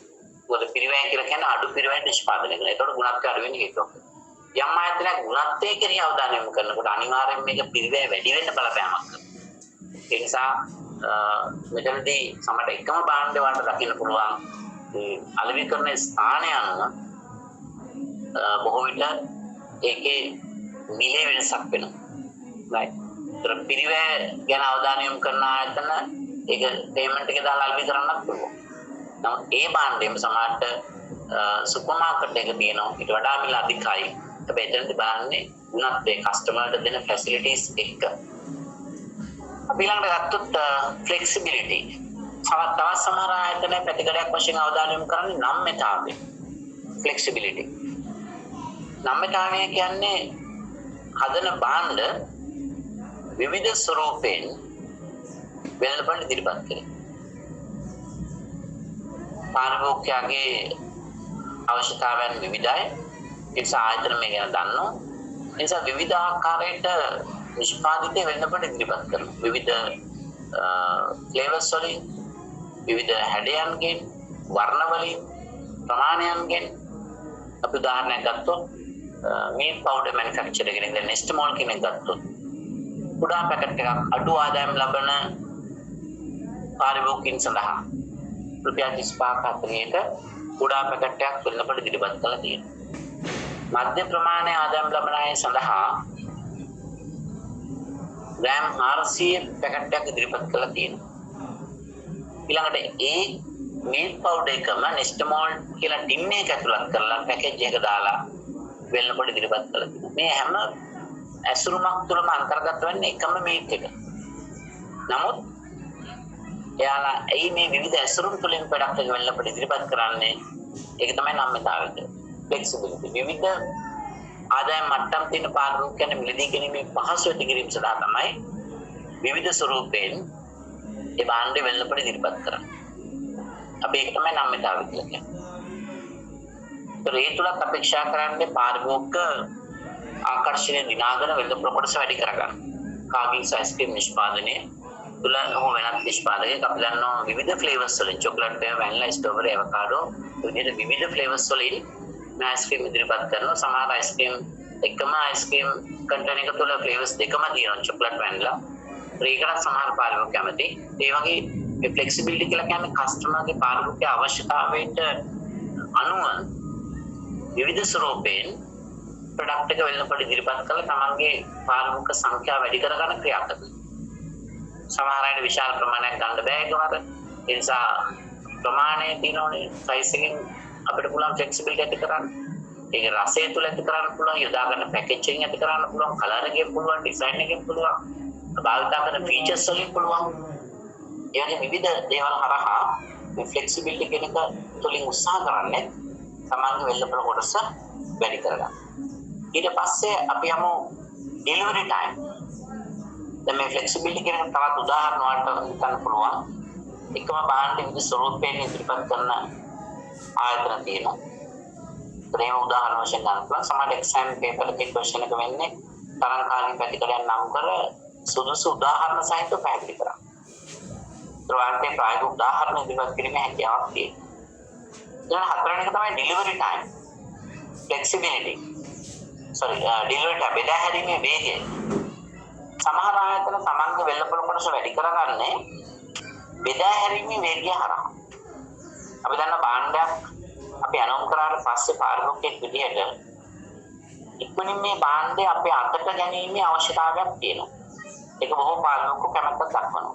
ඊටන අනාගතයේ මොටර් එකක් අනුම් කරාට පස්සේ ඔබ නිතරම දුරකථන ඇමතුම් දීලා අහන්නේ මට කවද්ද අලුතින් මගේ වාහනය ලබා ගන්න පුළුවන්. ඒක තමයි සාමාන්‍ය පාලකගේ ස්වභාවය. මේක තේරුම් ගත්ත නිෂ්පාදකයෝ ව්‍යාපාරිකයෝ මේ බෙදා හැරීමේ වේගය කෙරෙහි වැඩි අවධානයක් යොමු කරනවා තමන්ගේ වෙල් ප්‍රොපර්ට්ස් වැඩි කරගන්න. බලන්න ඔයාලට හිතලා කියන්න පුළුවන් දෙයක දාලා හොඳම උදාහරණයක් ලංකාවේ. බෙදා හැරීමේ වේගය ගැන මූලික අවධානය යොමු කළ ක්‍රියා කරන ආයතනයක් උදාහරණයක් ගන්න බලන්න. තමන්ගේ වෙල් ප්‍රොපර්ට්ස් වැඩි කරගෙන ඉන්න අරමුණේ. Yes. Marahon Nari. Got that? On that big side. That's fine, that's correct. ඒක තමයි. Heels එකක් ගන්න පුළුවන් දැන් මේ අද තියෙන සිටුේෂන් එක තුල මම හිතන්නේ මේ කස්ටමර් ඩෝර් ස්ටෙප් එකටම ගෙනත් දෙනවනේ. අපි ඕඩර් කරාම කාපිටස් කේක්ස් වල ටිකක් හොඳයි, ලාභ එකක් හොඳයි. ඊළඟට දැන් අර ප්‍රීසට් එක මම හිතන ගොඩක් හොඳයි. ප්‍රීසට් දැන් අපි ගත්තොත් රෙස්ටුරන්ට් ලංකාවේ තියෙන. ප්‍රීසට් හා සමානව තියෙන රෙස්ටුරන්ට් ගත්තොත් McDonald, KFC, Domino's, right? ඒවත් එක සාපේක්ෂව Burger King, ඒවත් එක සාපේක්ෂව බලනකොට රිසර්ච් වල ඩිස්ට්‍රිබියුෂන් channel එක හොඳයි. වැඩි ඒරියා එකකට සර්විස් එක දෙනවා.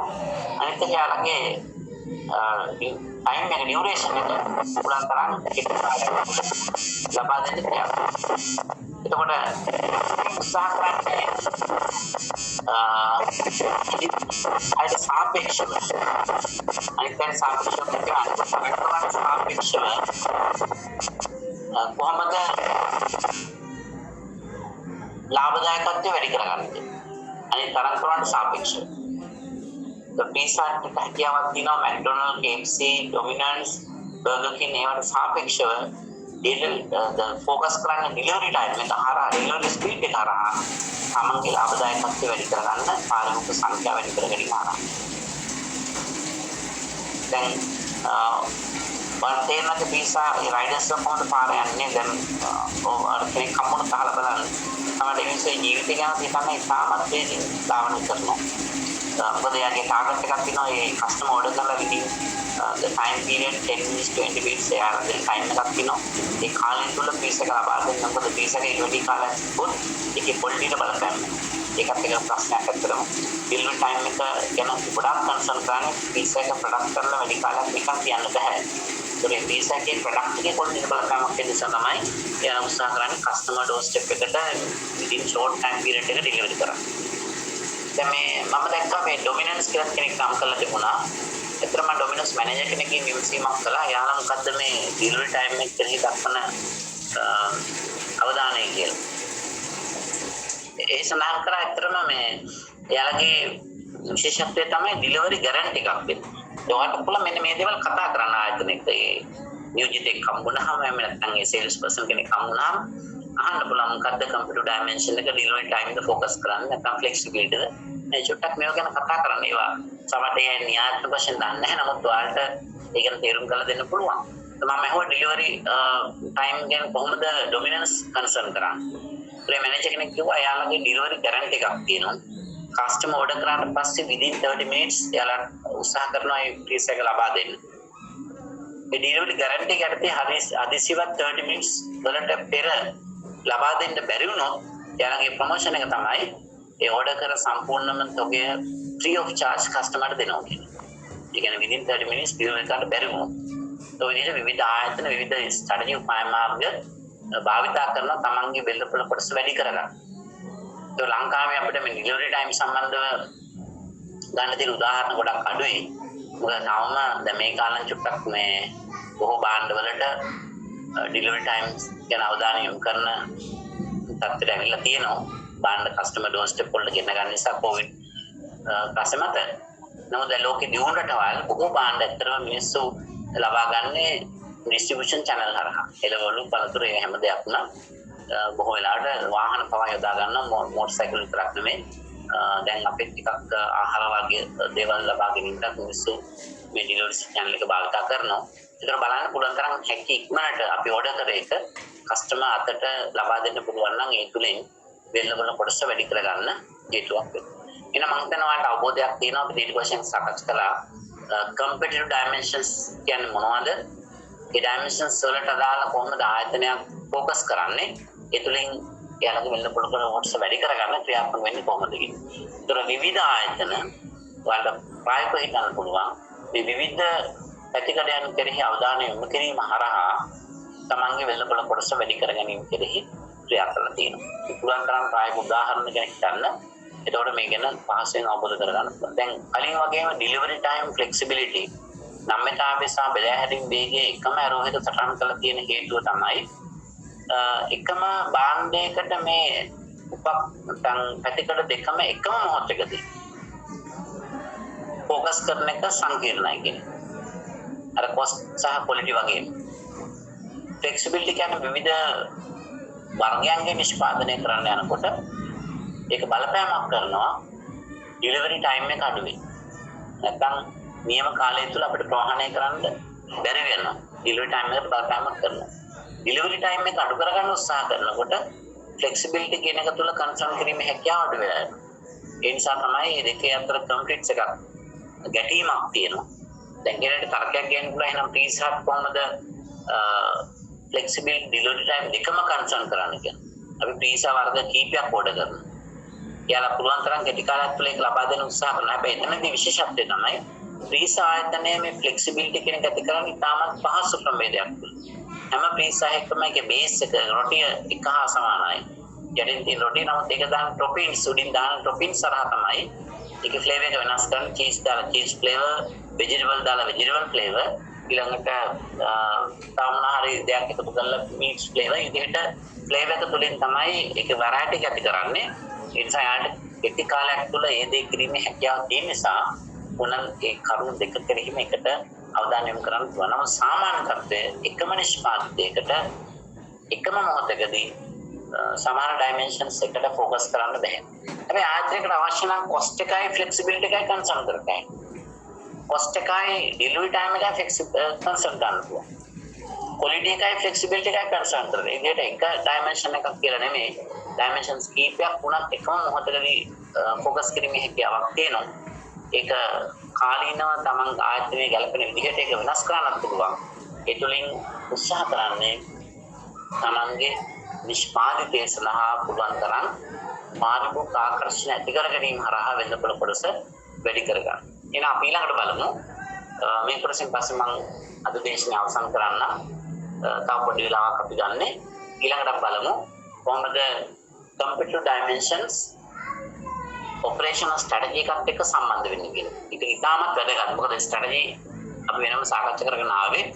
ඊට පස්සේ මේ computer dimensions ගැන කතා කරන්න ගත්තා. දැන් මේ දෙන්න අතර සම්බන්ධතාවය මොකක්ද කියන එක අපි තේරුම් ගන්න ඕනේ. අපි ගත්තොත් අපේ මෙහෙයුම් උපාය මාර්ග ගොඩනැගීමේ ක්‍රියාවලිය. අපි පටන් ගන්නවා corporate strategy වලින්. mission organization strength and the voice of the customer ඒවා පදනම් කරගෙන මුලින්ම හදන්නේ සමස්ත ආයතනයේ වෙනුවෙන්මයි සංගීත උපාය මාර්ග. සංගීත උපාය මාර්ග ගොඩනගාගත්තාන් පස්සේ අපි කියන්නේ එක එක ෆන්ක්ෂනල් ඒරියා වල ස්ටඩීස් වලට යනවා කියලා. මාකටිං, HR, ෆයිනෑන්ස් අපි කතා කරන්නේ ඔපරේෂන්ස් විතරයි. මේ ඔපරේෂන් ස්ට්‍රැටජි වලට යන්න කලින් අපි බලන්න ඕන වෙළඳපොළ විශ්ලේෂණය කරලා අපේ ටාගට් මාකට් එක කවුද කියලා. ඒ නිසා අපි කරනවා මාකට් ඇනලිසිස් එකක්. මොකටද අයිඩෙන්ටිෆයි කරන්න සෙග්මන්ටේෂන් එක, වෙළඳපොළ කාණ්ඩය සහ කස්ටමර්ගේ අවශ්‍යතාව. ඊට මතක තියාගන්න අපි ඉස්සෙල්ලා කිව්වේ නෑ මේ ගැන. දැන් පියවරෙන් පියවර තමයි මේ සාකච්ඡා කරන්නේ. mission voice of the customer, voice of the business පදනම් කරගෙන අපි corporate strategy develop කරලා operation strategy වලට යන්න කලින් වෙළඳපොළ විශ්ලේෂණය කරලා අපි වෙළඳපොළ කොටස target market එක නැත්නම් ඉලක්කගත පාරිභෝගික කණ්ඩායම යාලගේ අවශ්‍යතාව මොනවා හඳුනා ගැනීමක් කරන්න. ඒ සඳහා අපිට භාවිතා කළ හැකි අලෙවි කරන උපකරණ තියෙනවා. marketing tools මොනවාද වෙළඳපොළ විශ්ලේෂණය සඳහා භාවිතා කළ හැකි අලෙවිකරණයේදී අලෙවිකරණ උපාය මාර්ග නැත්නම් tools එක ප්‍රධාන tool එකක් තමයි ANSOP කියන පුද්ගලයා ෆිලිප් කොට්ල වගේම විශේෂඥ පුද්ගලෙක් ANSOP ඉන්ට්‍රොඩියුස් කරන product market expansion grid කියලා එකක්. වෙළඳපොළ නිෂ්පාදිත ප්‍රසාරණ න්‍යාසය කියලා එකක්. මේකේ කොටස් හතරක් තියෙනවා. new product මේ කොටස් හතර මම චුට්ටක් එක පෙන්නන්න මෙතන පේන්නේ නැහැ.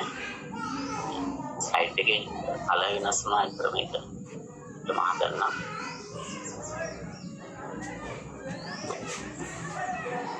කොටස් හතර තමයි new product, new market,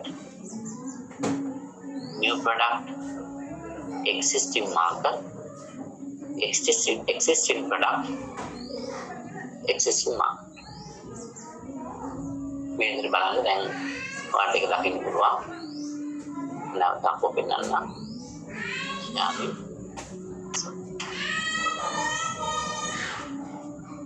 product market expansion grid වෙළඳපොළ නිෂ්පාදිත න්‍යාස ප්‍රසාර න්‍යාසයේ අලුත් නිෂ්පාදනයක් අලුත් මාකට් එකකට ඉදිරිපත් කරන්න පුළුවන්. අපි කියනවා new product for the new market, right?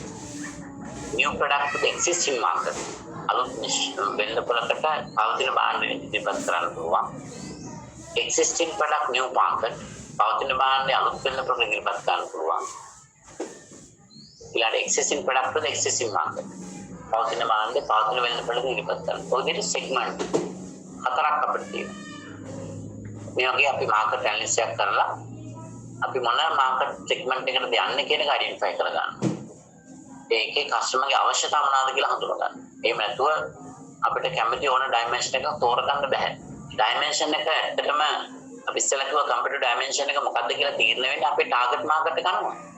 අපි ප්‍රොඩක්ට් එක හදන්නේ ඉහළ ඉන්කම් එකක් ලබන ෆැමිලිස් වෙනුවෙන් නම් එයාට ලෝ කොස්ට් ඔපරේෂන්ස් හරියන්නේ නැහැ. එයාලා අඩු මිලට බාන්න ගන්න කැමති නැහැ. ඉහළ ආදායම් ලබන අය ගන්න ඉහළ මිලක් සහිත බාන්න. ලංකාවේ සමහර තැන් තියෙන එක ෂර්ට් එක වල රුපියල් 10000යි. අපි වාහනෙන් ගිහලා බයිනකොට වාහනේ දොරනවා දොර වහනවා හැමදේම කරනවා. ඒ ෂර්ට් එකේ මිල රුපියල් 10000. 50% ඩිස්කවුන්ට් දුන්නා 4000ක්. හැමෝටම රුපියල් 10000 4000ක් විඳන් කළ පුළුවන් ෂර්ට්ස් හදන්න. එතකොට ඒක ඒ ප්‍රොඩක්ට් එක හදන්නේ ටාගට් මාකට් එකක් තියා. එතනදී කන්සර්න් කරන්නේ quality dimension. එතනදී කන්සර්න් කරලා තියෙන්නේ quality dimension. ඒතර අපි බලන්න ඕන මොන කම්පියුටර් dimension එකකටද යන්නේ කියන මේ market analysis එක මත. ඒත් මේක අමතරව අපිට use කරන්න හැකි තවත් tools ඇත්තටම ඔයාලා දන්නවා BCG metrics, Boston Consultancy Group ඉදිරිපත් කරපු segment අපිට කොටස් හතරක් හඳුනා ගන්න පුළුවන්. question mark, cash cow, star and dog කියන එක. ඊළඟට general electric approach කියලා තවත් එක tool එකක් තියෙනවා. ඒක segment 9ක් තියෙනවා. මේ විදිහට විවිධ tools අපිට use කරලා මේ market analysis එක කරලා target market එක identify කරාට පස්සේ තමයි අපි යන්න ඕන අපේ dimensions වලින් මොකක්ද තෝරගන්නේ කියන එක තීරණය කරන්න. දැන් බලන්න ඊළඟට අපි market analysis එකෙන් පස්සේ තමයි computer dimensions වලට එන්නේ. කොහොමද අපි dimensions වලට focus කරන්නේ කියන එක මෙතන විස්තර කරලා තිනවා. පිරිවැය නම් low cost operation අඩු පිරිවැයක නිෂ්පාදනය, quality නම් high performance design, ඊළඟට time නම් fast delivery, on time delivery, flexibility නම් customization, ඒ කියන්නේ customer ගේ අවශ්‍යතාවයට ගැලපෙන විදිහට ඉදිරිපත් කිරීම, volume flexibility කියන්නේ ප්‍රමාණයෙන් flexibility ඇති කරන්න පුළුවන්, color හරි flavor හරි අපිට විවිධ විදිහට flexibility කියන එක ඇති කරන්න පුළුවන්. ඒ වගේ තමයි dimensions වලට focus වෙන්නේ. එතකොට ඊට පස්සේ තමයි අපි functional area strategies වලට යන්නේ, finance, marketing, operation and any other strategy. දැන් ඔයාලට පේනවා මේකේ sequence එක පටන් ගන්න mission and mission, corporate strategy හදනවා, market analysis කරනවා, target market හඳුනා ගන්නවා, computer dimensions focus කරනවා, select කරනවා. එතනින් පස්සේ operation strategy වලට යනවා. operation strategy වලට ගියාට පස්සේ නැවතත් කොටස් දෙකකට බෙදන්න ඕන, goods and service. මොකද එකම strategy එක භාණ්ඩ හා සේවා වලට ගැලපෙන්නේ නැහැ. මොකද අපි මීට කලින් ඉගෙන ගත්තා භාණ්ඩ හා සේවා කියන සත්‍ය වශයෙන්ම දෙකක්. ඒ තුල වෙනස්කම් තියෙනවා. ඒ නිසා අපි විවිධ ස්ට්‍රැටජිස් වලට ආයතු වෙනවා. ඒතර ස්ටෑන්ඩඩයිස් සර්විස් කියන්නේ එකම විදිහට සර්විස් එක ඔෆර් කරන්න පුළුවන්. දැන් මම මෙතන ඔෆර් කරන සර්විස් එක ඔයාලා මෙතන සම්බන්ධ සියලු දෙනාට මේක හා සමාන දෙන්න තමයි ඔෆර් කරන්නේ. මම මේ සර්විස් එක දෙනවා නම් ඉන්ඩිවිජුවලි එක ශිෂ්‍යයාගේ අවශ්‍යතාවයට අන්න එහෙනම් ඒක කස්ටමයිස් සර්විස් එක. මේක to stock, assemble to order, make to order විදිහට විවිධ විදිහට අපි ක්‍රියාත්මක වෙනවා. අවසානයේදී අපි තීරණ ගන්න ඕන ඔපරේෂන් ස්ට්‍රැටජි යටතේ process එක පිළිබඳව politic decisions, capacity, location, layout and operating decisions. ඔය විදිහට තමයි ඔපරේෂන් ස්ට්‍රැටජි ඩෙවලොප් වෙන්නේ. අපි ස්ට්‍රැටජි කියන ඒවා අවසාන වශයෙන් කිව්වා තීරණ කියලා. ඒකට අපි ෆයිනලි අපි අවසාන වශයෙන් එනවා මේ decisions වලට. ඒ තුල අපි decisions කියලා කියන්නේ මේ මෙහෙයුම් කළමනාකරණය තුල අපි කරන කටයුතු පිළිවෙල අවසාන වශයෙන් තීරණ ගන්නවා. ඒ තීරණ තමයි අපි ස්ට්‍රැටජි කියලා හඳුන්වන්නේ. හරි. දැන් ඔයාලට පැහැදිලි කොහොමද ඕවරෝල් ස්ට්‍රැටජි ඔපරේෂන් ස්ට්‍රැටජි බවට කන්වර්ට් වෙන්නේ. පළමුවෙන් mission and mission voice of the customer voice of the business. ඉතින් අපි කෝපරේටිව් ස්ට්‍රැටජි ඩෙවලොප් කරා, මාකට් ඇනලිසිස් කරා, ටාගට් මාකට් හඳුනාගත්තා, කම්පිටිටිව් ඩයිමන්ෂන්ස් මොනවද දාගන්න කියලා තීරණය කළා. ඔපරේෂන් ස්ට්‍රැටජි ඩෙවලොප් කරන ගුඩ්ස් ඇන්ඩ් සර්විස් පදනම් කරගෙන ෆයිනලි අවසාන වශයෙන් අපි තීරණ ගන්නවා. මෙහෙයුම් කළමනාකරණය දාලා තීරණ ගන්න ප්‍රොසෙස් එක, ක්වොලිටි එක, කැපැසිටි, ක්‍රියාවලිය, ගුණත්වය, ධාරිතාවය, ස්ථානය, පිළියෙත සහ ඔපරේටිංగ్ විෂන්ස්. ඔය විදිහට තමයි අපි අවසානයේදී තීරණ ගැනීමක් කරන්නේ. එහෙනම් මම හිතනවා අදට ප්‍රමාණවත් කියලා. අපේ වෙලාවක් තියෙන දැන් අපි දැන් වෙලාවක් ඉස්සරහට කළ නිසා මෙතනින් එහාට තියෙන කොටස අපි එහෙනම් ඊළඟ දවසේ සාකච්ඡා කරමු. මොනවාද ගැටලු තියෙනවා නම් ඔයාලට ප්‍රශ්න අහන්න පුළුවන්.